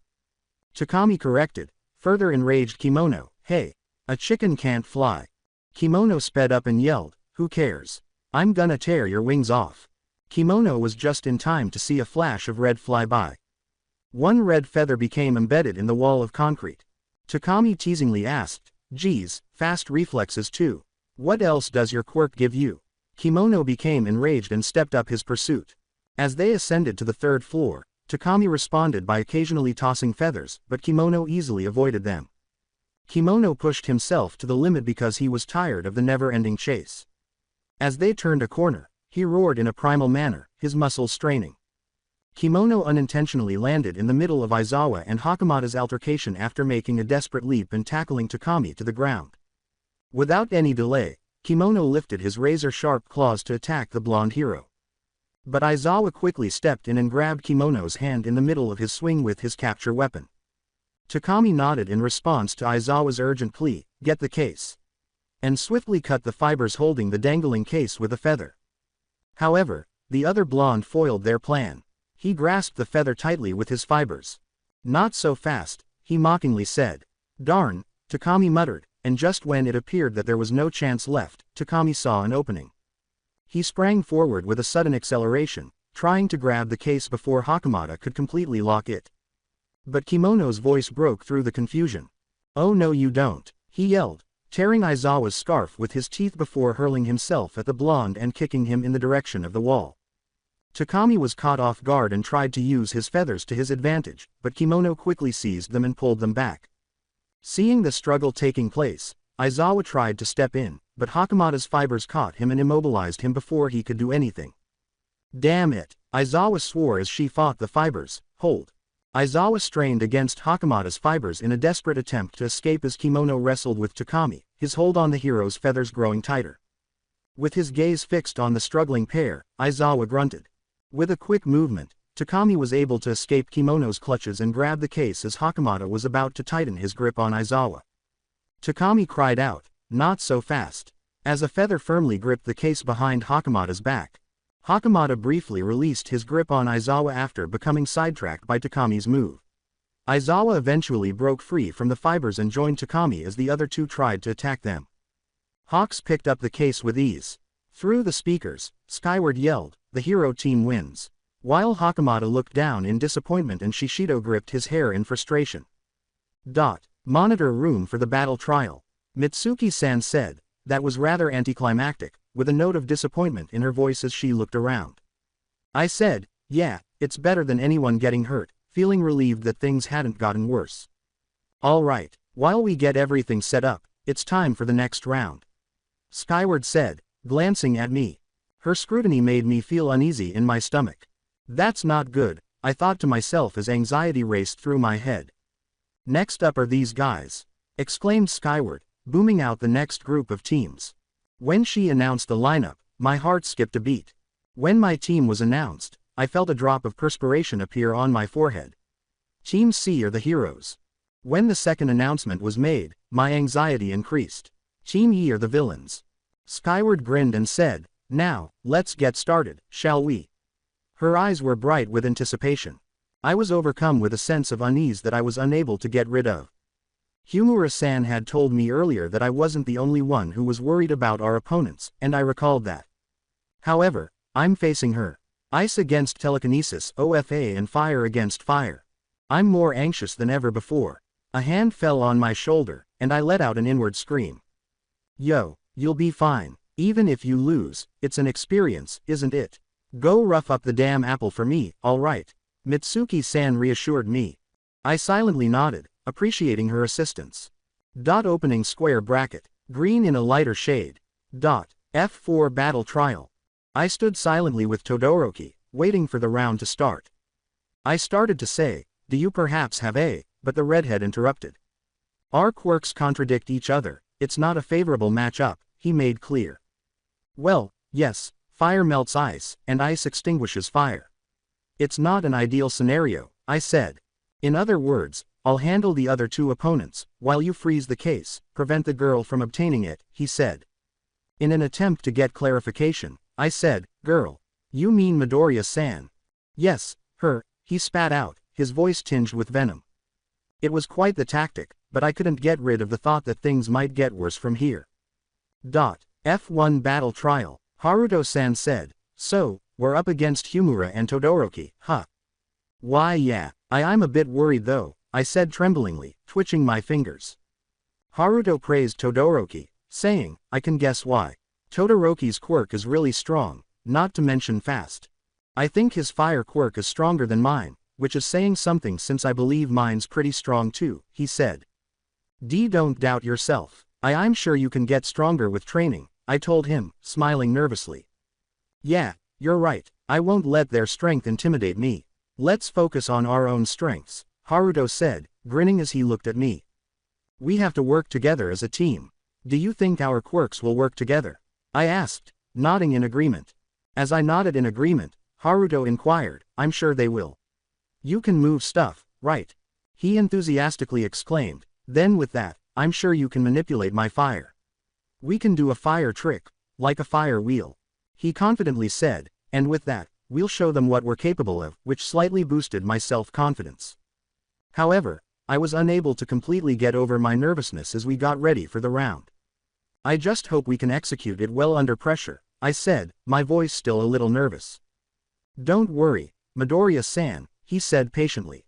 I nodded, trying to calm myself. "We've trained for this. We'll make it count." "All right, we just need to stick to the plan," Skyward said. "All right, let's begin this training." Over the speakers. "Team C and Team E, your time starts now." I said, all right, let's go," but Hisashi-san stopped in the middle of his stride. "Wait a sec, I think we should enter through the second floor," he suggested. Although I already knew the answer, I said, how do we do that?" "MMH. You can carry people with your quirk, right?" he responded. "Well, yeah, but the H heavier it is the more it strains my head." I continued. He exclaimed, Then you're lucky I'm the lightest one here. Don't bother asking, 'cause I don't know why myself, it just happened. He continued. Perhaps it's because of my quirk, anyways go on. I turned gravitate on and nodded. I reached out to Hisashi-san, enveloping him in a green aura as my eyes turned a paler shade of green. I gently raised him to a window on the second floor, and he stepped right in. I let go of my eccentricity and rubbed my pounding head. Hisashi-san asked from above, "You all right? How bad is it right?" My response was, "And no, it's fine, just a mild headache." "Ha, I knew I wasn't a burden," he laughed. As he said, "Okay, so, we'll rendezvous at floor 3, you check out the first floor, and I'll do the same with the second." I nodded in agreement. He waved goodbye as we went to our different floors and said, "Let's go then." The first floor was mostly made up of plain hallways with no grand. Suddenly, through my earpiece, a voice crackled. "Hey, are you there?" "Ah, yes, why?" I said, startled. "Oh, just checking if this thing works, you know," Hisashi-san clarified. "Was there something else you wanted to tell me?" I responded. After some time, he replied, "Oh yeah, if what you said about Shimura's quirk is true, she'll likely freeze the case so we can't access it, and Todoroki is probably on our trail as well."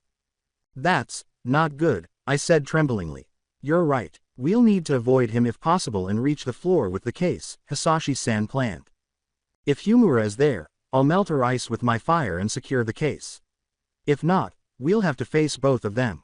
I said to him, "Okay, good luck, Hisashi-san." He joked, "You too. Let's hope I don't get burned," before our conversation ended. I then started scanning the floor, carefully turning every corner of the hallway to look for any indications of activity. Every floorboard creak seemed to be amplified in the eerie silence as I made my way through the first floor. I carefully turned on my earpiece. "Hey, I've finished searching the first floor, are you Alri?" A shrill, fear-filled scream sliced through the air and echoed in my earpiece. Ah, fear gripped my heart at Hisashi-san's anguish. As I waited for a response, I blurted out, "Is everything all right, Hisashi-san?" With a sense of urgency. There was a painful pause before his voice broke through, strained and ragged. Huff, I'm fine, don't worry. Todoroki found me, I managed to escape him, but it won't be long until he tracks me down again." In the pit of my stomach, dread gathered and twisted with anxiety. "Looks like we need to rethink our strategy," Hisashi-san said, his voice trembling with anxiety. My thoughts were racing, but they kept running into the overwhelming realization that the roles had been reversed. I told myself, I'm not prepared for this, as the seriousness of the situation dawned on me. Through the earpiece, I communicated to Midoriya-san, "If Shimura is here, I'll melt her ice with my fire and secure the case. If not, we'll have to face both of them." "Okay. Good luck, Hisashi-san," she said composedly. I joked, "You too. Let's hope I don't get burned," before our conversation ended. As I made my way through the second floor's maze-like hallways, my senses became more acutely aware of any potential threats. The polished floors echoed softly with every step. "Keep your guard up, Hisashi," I whispered to myself.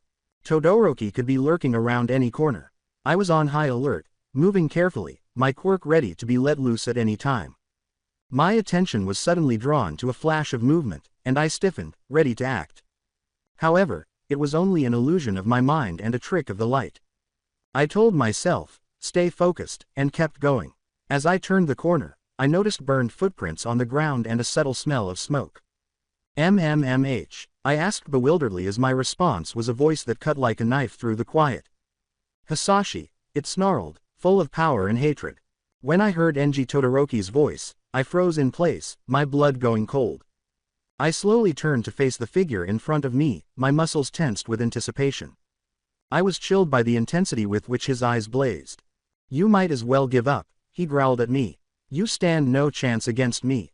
I will win this trial, and there is nothing you can do to stop me." I took a deep breath, bracing myself for the tremendous pressure.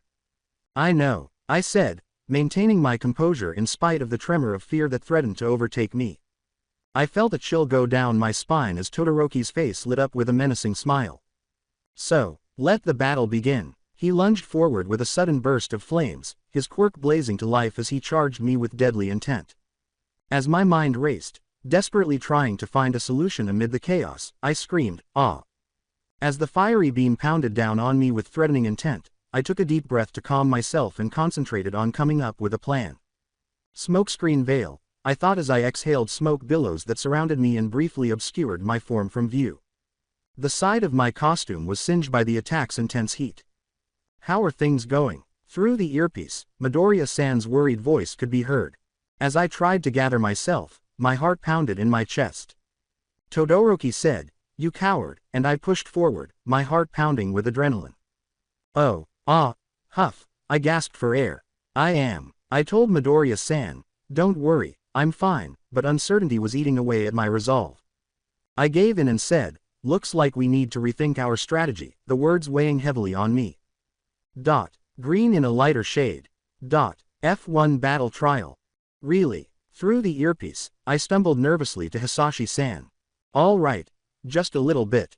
You'll have to reach the higher levels," he said. "What?" With perspiration streaming down my face, I yelled. Hisashi-san told them to just make it to the level where they put the case, but don't let Shimura-san notice you. "Okay," I said, attempting to collect myself. "Good luck," he said, interrupting our conversation. I nervously whispered into the earpiece. I made it to floor 2, feeling the pressure of the circumstance bearing down on me. My heart continued to race as I made my way farther inside the structure. I gave a headshake. When the outcome of this trial was at stake, I couldn't afford to let my anxiety get in the way. Abruptly, a voice called out in the hallway, "Midoriya!" It yelled. I recognized Todoroki's voice and panicked. "Jet burn!" With a blast of fire aimed at me, he yelled. My subconscious took over without my conscious awareness, and I experienced the well-known rush of energy. My fingers quickly moved with accuracy, releasing a strong smash that struck the blazing fire squarely in the face. Shockwaves rippled through the air from the impact's sheer force, breaking windows and putting out the fire right away. A sharp pain shot through my finger as the adrenaline pumped through my veins. I ran away, saying, "It hurts but it's not broken." "How?" "There's no time." Todoroki attempted to follow me, but someone leapt in front of him and blocked his path with a wall of fire. "Hey, we're not done just because I ran." Smoke curled from the corner of Hisashi-san's mouth as his voice broke through the confusion. "Hisashi-san." He gave me a sly smile as I met his gaze and acknowledged. "Yes, go ahead, Midoriya," he said, "leave this to me." I nodded quickly and sprinted for the stairs. Green in a lighter shade. Monitor room for the battle trial. A girl can't be ambushed like that. Bakugo yelled in rage when Todoroki appeared out of nowhere. Yagi said, "Yet, it's a smart move. And the second time she hasn't broken her finger was when she made that move as the fire was about to hit her." Yamada cried out. They changed their plan rather quickly as Todoroki confronted Haruto. "TCK, the damn red pepper can't last more than a second before going after someone with his quirk," Bakugo said. Green in a lighter shade. F3 battle trial. On the third floor, Hisashi-san worries me. To avoid attracting unwanted attention, I cautiously peek around corners and search every room for the elusive suitcase. My heart thumps in my chest with every step, and I'm acutely aware of every echo and creak in the hallway. I quickly duck behind a nearby corner, holding my breath as I wait, my mind racing with ideas of who might be on the other side, but am abruptly stopped by the distinct sound of a door creaking open. A sharp voice breaks the tense silence as I slowly make my way to the stairs that lead to the fourth floor, hoping to avoid whoever just walked in. "Hang on." The sound of Shimura-san's voice paralyzes me with terror. I cover my face in panic, automatically bracing myself for the worst. Shivers run down my spine as Shimura-san's peculiarity envelops the floor around me. I'm so distraught that I hardly notice the unexpected explosion of flames coming from the floor below. I'm caught off guard by Todoroki's unintentional attack, which melts the ice and gives me a chance. I stumble away from the flames, gasping for air amid the billowing smoke. Green in a lighter shade. F2 battle trial. "Haruto, you're next," Todoroki declared. I was standing on the second floor, looking directly into the red-headed Todoroki's eyes. With a growl that sounded like gravel against stone, he said, "So, we finally can start." I clenched my fists, fighting the fear that was roiling inside of me. "Let's do this," I said, trying to sound assured even though my voice was shaking. Todoroki leapt forward and hurled a torrent of fireballs at me, flames shooting from his palms. The air next to me was scorched by the intense heat, which I barely avoided by dodging to the side. Is that the best you can do? I tried to hide my anxiety with bravado as I taunted. Todoroki's expression changed to a frown as his eyes narrowed. You'll regret underestimating me, boy, he growled, his disdain evident in his voice. I'm just 16. As I sidestepped another blow, I reminded him. I felt the searing heat radiating from my body like a furnace as I let loose a raging torrent towards Todoroki, my throat burning. The two streams collided in a brief explosion as Enji retaliated with a blast of hellflame. As I struggled to keep my composure and feared being overpowered by Enji's power, sweat trickled down my brow. Todoroki looked up at me, his massive form encircled by hellfire. I won't be afraid of your flames, Todoroki. I yelled in defiance. I'll demonstrate my strength to you. I let out another torrent of fire with a ferocious roar, the heat causing the air around us to become warped. With his own flames rushing forward with a ferocity that threatened to swallow me whole, he took on my challenge head-on. You're just a child playing with fire, he spit out in a disdainful tone. You have no idea what you're up against. I gritted my teeth and concentrated on managing the raging fire that was bursting from inside of me. The intense heat was flowing through my veins like molten lava, and I was sweating profusely as I tried to keep my cool. Green in a lighter shade. F5 Battle Trial. With every second that went by, the air around me got colder as I coughed up the last remnants of smoke from a previous encounter. As I got closer to my destination, my stomach churned with anticipation and my muscles stiffened with each stride. I could feel the mission's weight bearing down on me.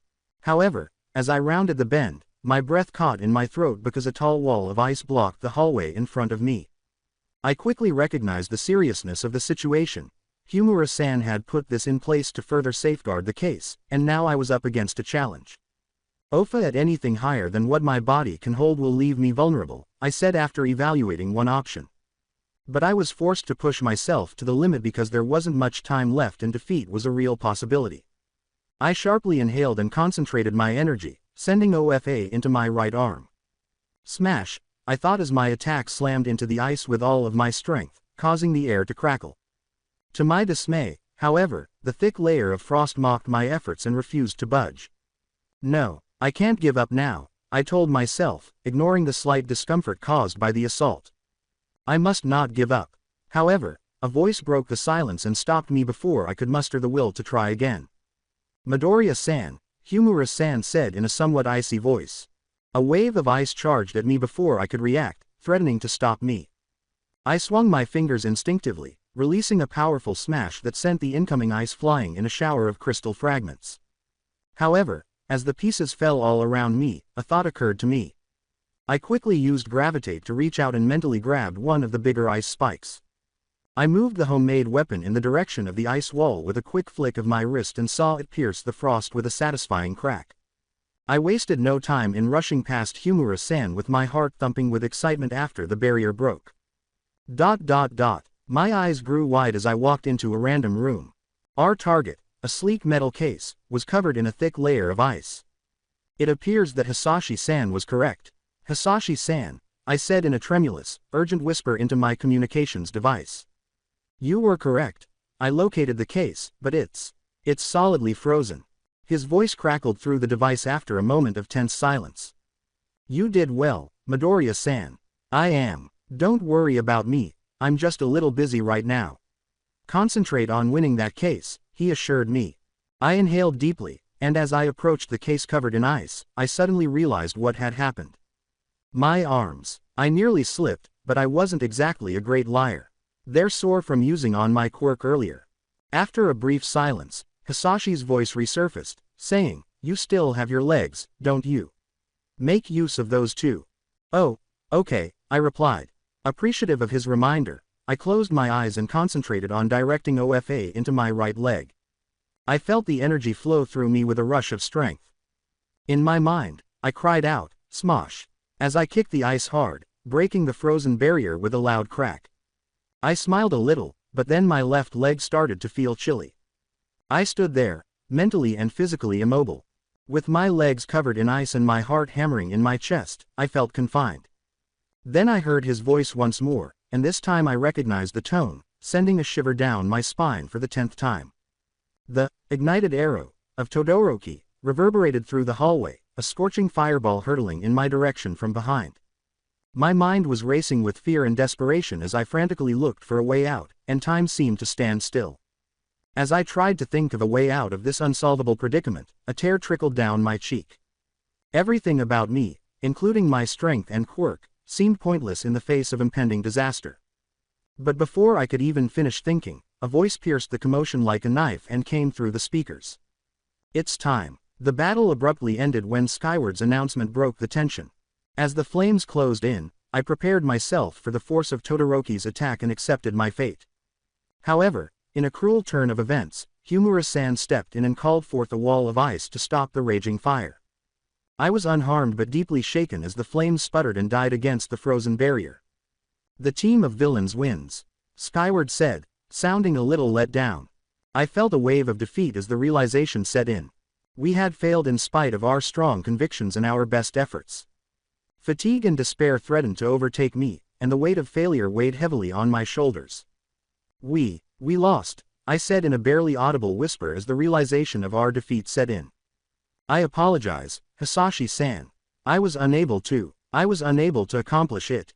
There was no reply. ... Green in a lighter shade. ... Monitor room for the battle trial.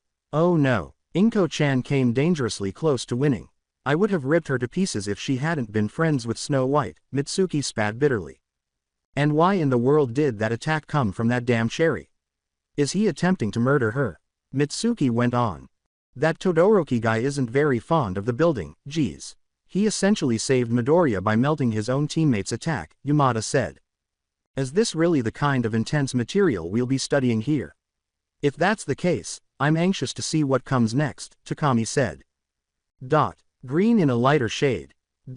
Believe it or not, despite the results, the true MVP of this round is Miss Midoriya, Skyward said, confusing the entire class and infuriating Todoroki. Wait a minute, shouldn't the winning team be the MVP? Takayama questioned the woman who was taller. Excellent query. What made me pick her? Does anyone want to explain why? Skyward inquired. Aizawa said, I will, without even putting up his hand. Midoriya's teammate, Haruto, had a smart but irrational plan, the student said with a sheepish nod. Midoriya willingly followed those orders, although the sudden change of plans could have been avoided, putting both him and Midoriya in danger. Secondly, Todoroki and Haruto recklessly damaged and burned parts of the building during their 1v1. Shimura's decision to stop guarding the case had caused Midoriya's attempt to grab it. You're exactly right, eyebags. I know no one more heroic than Inko-chan. Mitsuki said, grinning. Excellent observation. Quote, let's proceed to the following game now. When you approach this training for yourself, consider all that we have seen and talked about. Yes, ma'am. The class gave a collective response. Green in a lighter shade. Class 1A. End of the day. I came dangerously close to skipping my afternoon classes. I will be killed by Torino. Someone called out to me as I opened the door to the classroom. Yagi said, oh, Midoriya, you're back, and a few others came over to me, making me retreat. Hee. You were prepared, weren't you, man? I'm not sure what you were saying during that match. Yagi smiled and asked. I'm still in shock that you were able to keep Shimura at bay. She scored quite well on the entrance exam, Toyomitsu added. I think the most intense match was yours. We chose not to hold back during ours because it was so intense. Shirakumo cried out. My name is Toshinori Yagi. Is there any chance we are related? Because of the extraordinary strength you displayed, Yagi said. My name is Teishiro Toyomitsu. During my round, I was the one with the larger body, Toyomitsu said. Oboro Shirakumo, I'm friends with Yamada and the tired guy, Aizawa, he said. I am among them. Hisashi Yamada is his name. Tell me what kind of music you like, and I'll find something that will blow you away. He let out a half scream. I nervously said, oh, hey, it's nice to meet you all, as two more people entered the other classroom.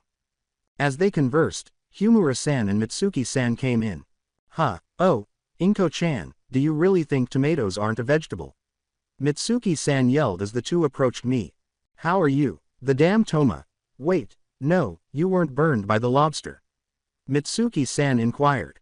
No, it's fine, just some strained muscles, that's all, I replied. That's a relief because I would have thrown the jerk in the freezer otherwise. Well, let's go, said Mitsuki-san. I answered, yeah, feeling relieved that the day was over. Inko's room in the Midoriya household. One for L. The abrupt voice startled me, causing my eyes to pop open. Who said that? I pondered. When I tried to speak, a weird green mist covered my mouth, causing panic. I tried desperately to take it off, but it stuck firmly, keeping my mouth shut. As I fought the invisible barrier, fear knotted in my chest and my heart raced with every second that went by. There was no comfort in my surroundings, which only made me more confused and anxious. The sky above me was neither the silent black of night nor the familiar blue of day. Rather, it was a captivating display above me, a surreal canvas of changing colors. I was standing on what appeared to be solid ground when I looked down, but it felt strange to my feet. Was it made of stone? Concrete? I was unable to tell, and the uncertainty only made me feel more uneasy. Where am I? Is this a nightmare of some sort? I pondered. A wave of vertigo swept over me as the voices continued to speak in broken whispers, each word a jumbled puzzle piece in a nightmare I couldn't make sense of. A voice whispered, "There's a Ms." before being interrupted, and then another whispered, "To Sue." As I tried to decipher the cryptic messages, confusion whirled in my head, blending with the growing wave of panic. In a vast, empty emptiness, I heard the words, "Te, Emmers above," like distant echoes. Then a voice broke through the din of murmurs. It whispered, "Why, Igelwim," a thin line of hope in the shadows that threatened to swallow me whole. However, the delicate silence was broken by another voice before I could seize that ephemeral lifeline. It said, "Kyo-e Holer," which sounded like, "Towards the sky." As the voices became louder and more regular, a pounding headache pounded behind my eyes. I tried to block out the deafening noise by pressing my hands to my ears, but it only seemed to get louder, pushing me closer to the edge of my sanity. I wanted to yell, "Why?" and demand explanations for this terrifying dream. But as the world started to spin, all I could manage was a choked gasp. Then, as abruptly as it had started, the nightmare broke like brittle glass, leaving me gasping for air in my bedroom's darkness. My skin was smeared with sweat, and my heart pounded in my chest as I tried to process what had just transpired. I gradually became conscious of the chaos all around me, including the broken remains of my alarm clock, my floor coverings, and a downed action figure. I reached out to touch the source of the power that hummed beneath my fingertips with trembling hands, and when I realized what it was, my breath caught in my throat. Everyone gets one. Green in a lighter shade. UA. Campus. A persistent question plagued me as I walked to school with Mitsuki-san. Who were those voices? Are they people I know? Furthermore, how are they aware of One for All? I thought about speaking to Skyward, but I was lost in my thoughts. However, Mitsuki-san gently shook my shoulder to bring me back to reality before I could think about it any longer. "Hey, Inko-chan, you're zoning out," she said. "Huh. Oh, I'm fine, just a bit tired. That dream frightened me. Even though it's not entirely true, I can't even control that much yet, haha." Not to mention my dad's fear upon hearing what had transpired in my room. My justification for everything, I guess. Even though the entire room was in disarray, he believed me when I said that I had tripped. I wonder how much of my father's genes I actually inherited. Alright, I won't ask why, 'cause most likely you were working real hard on that damn assignment, but what were you doing? A swarm of reporters surrounded us like a swarm of bees before Mitsuki-san could finish speaking. One reporter shoved a microphone in my face and exclaimed, "Hey, you. Can you tell us what it's like to work so closely with Skyward?" Startled by the sudden attention, I stepped back. I stumbled over my words and said, well. Another reporter eagerly added, "So, you're one of Skyward's students, aren't you? Tell us, what's the number one hero like in person?" The onslaught of inquiries was overwhelming, and I experienced a familiar panic attack. A reporter said, "Oh, hold on, aren't you that kid from that one accident?" But Mitsuki-san interrupted me before I could answer. The voice of Mitsuki-san echoed, "Hey, back off already. Go ask someone else your damn questions. We don't care." Although I was appreciative of her interrupting, I couldn't get rid of the deja vu feeling that overcame me. With all the voices all the time, it was like that scene from my dream. The entire country was taken aback when Skyward was hired as a faculty member at UA. As expected, the media flocked to the school to find a story. Everybody was excited to obtain Skyward. Yes, everybody. Green in a lighter shade. UA Class 1A. The following day had come, and with it, our next move. Torino placed a small stack of papers down in front of the class and spoke. He started by looking around the room and saying, "Well, based on what I've seen from your feeds, you've all performed fairly well in your combat training. But remember, there's always room for improvement. Each of you must strive if you truly wish to be a hero." Recalling my performance made me anxious. Despite my best efforts, our team ultimately failed to win. "Midoriya, just because you lost doesn't mean it's over for you," Torino said, his tone firm but not cruel, his voice softening slightly as he turned to face me. "You need to start planning and strategizing on your own. Take control of your destiny." I gave a meek nod, a mixture of resolve and uncertainty racing through my head. I stammered, all right," barely raising my voice above a whisper. Even though I knew Torino was correct, I was anxious about assuming leadership. Todoroki sat across the room, his posture rigid and his face stoic. As he spoke to the young hero in training, Torino looked at him. "Todoroki, winning isn't everything," he stated bluntly. "What you did was reckless and could have had serious consequences." He scoffing, his jaw tightening. "I did what I had to do," he answered the question. "I don't regret it." Torino shook his head and sighed.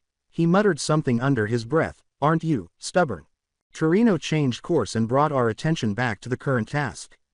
"Okay, now let's get down to business. It's time for you all to decide your future." I started to question, was this just another test? Another test to demonstrate our hero status? I thought, a little uneasy. Torino declared, "You all need to choose a class representative." When the announcement was made, a number of people raised their hands, and I felt a wave of relief.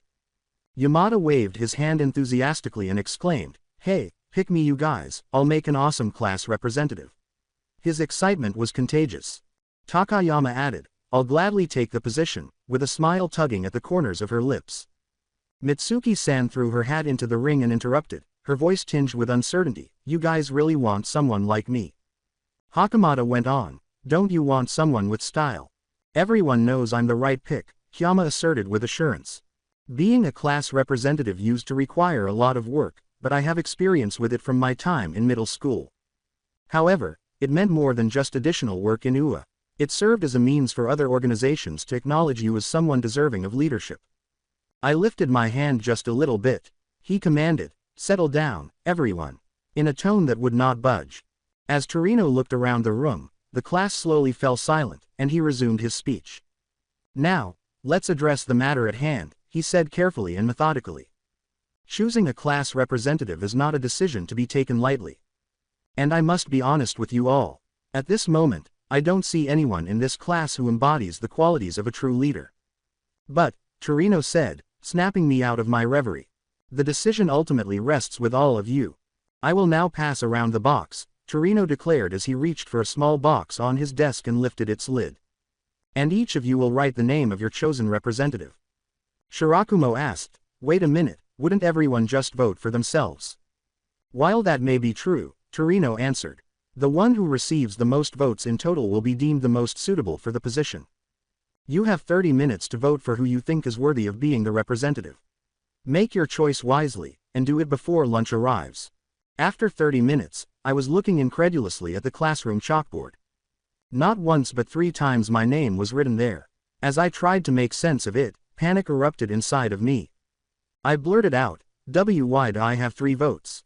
The tension was broken by Mitsuki-san's voice, which attracted everyone's attention. She said, "I voted for you," in a tone that was surprisingly honest. "Despite wanting the position myself. The class representative is Midoriya, with 3 votes, Torino declared, surveying the room. And the vice representative is Takami with 2.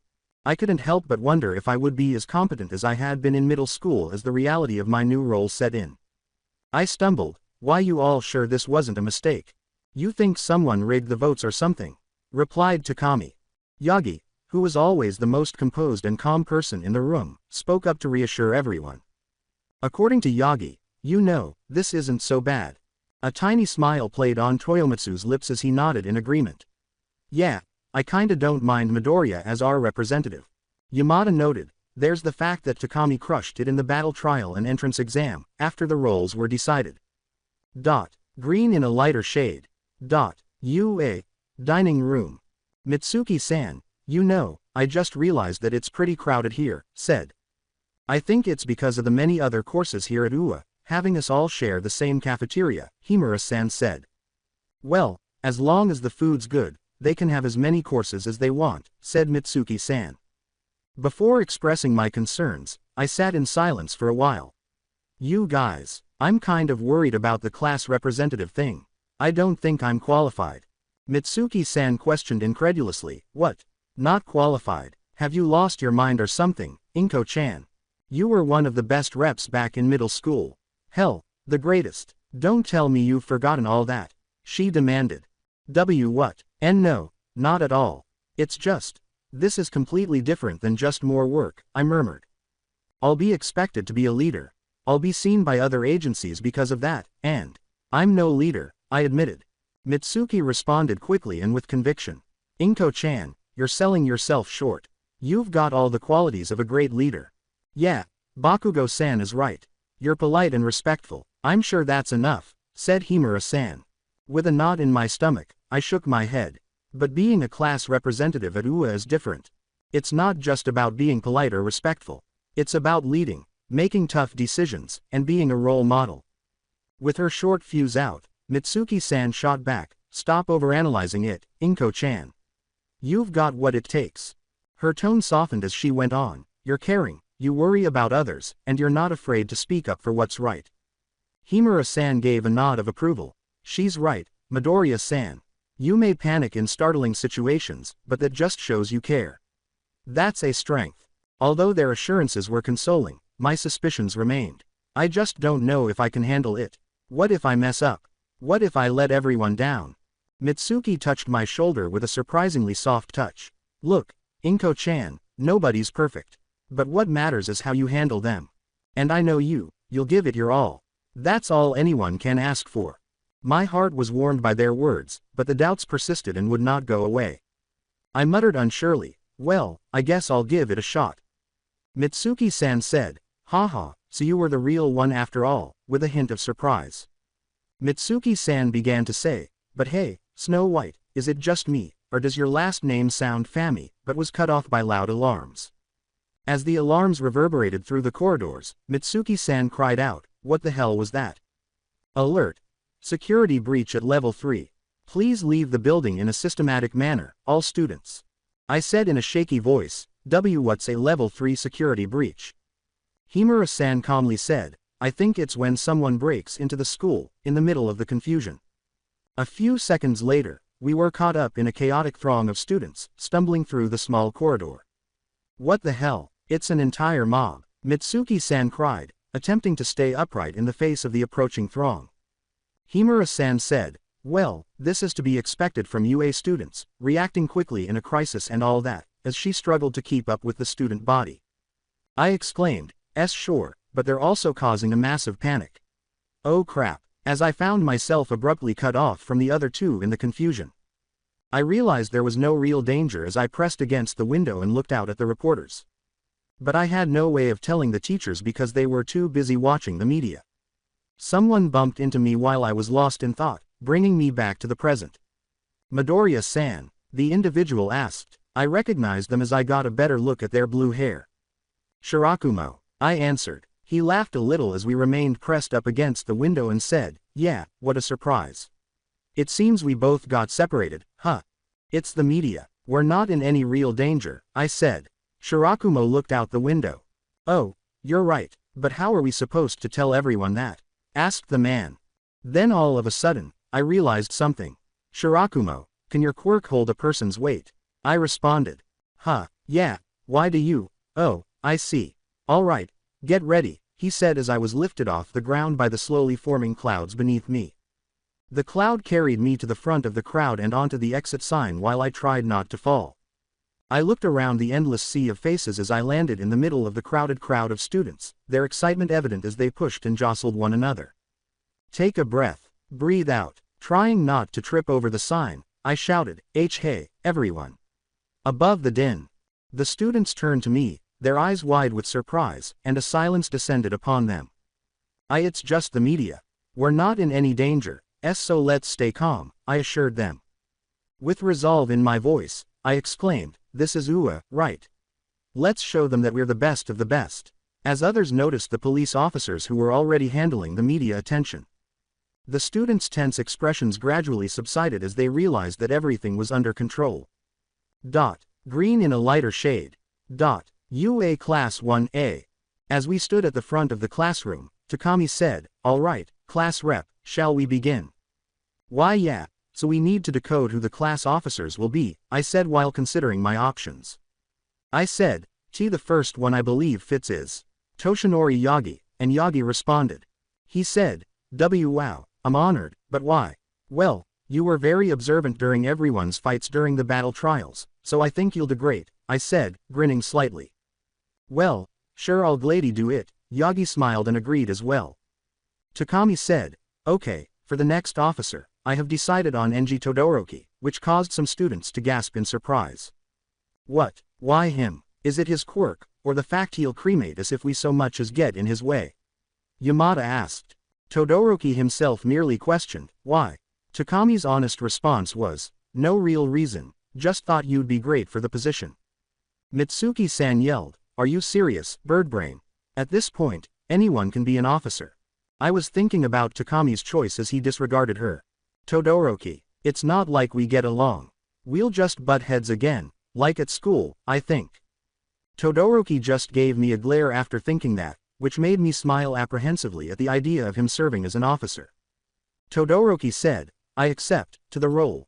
Very well then, now that we've got that over with, sit down. You have work to do, Torino said. Opening square bracket, green in a lighter shade. UA. Rescue Training, Class 1A. Not even a week has passed since Haruto-san and I lost the battle trial, and he hasn't spoken to me since. Did I make a mistake in any way? Is it because I caused us to lose? I'm not sure. All right, pay attention, Torino said. Today's hero basic training is taking it up a notch. You'll have not just one, but 3 esteemed instructors, myself, the #1 hero, and another faculty member. 3 teachers. This time, what are we in for? Excuse me, sir, Iida said loudly. What kind of training are we talking about here? Villain encounters. Torino's response was straightforward. You never know when you'll encounter a villain on patrol. You should be ready, cautious, and have a plan on site. His remarks sparked a flurry of enthusiasm and conversation among the students. Shirakumo cried out, we're in for a real challenge. Yes, this is the place where real heroes shine. Toyomitsu added with a smile. Torino firmly called the class back to order. Quiet down. While you can wear whatever you want for this activity, remember that your costumes might limit your abilities since you're not used to them yet. We'll be heading to an off-campus facility for this special training, so start planning accordingly. Seeing a villain, even though I knew it was coming, I was still anxious. It's an opportunity to demonstrate my abilities and move closer to becoming the hero I want to be. I must give it everything I've got.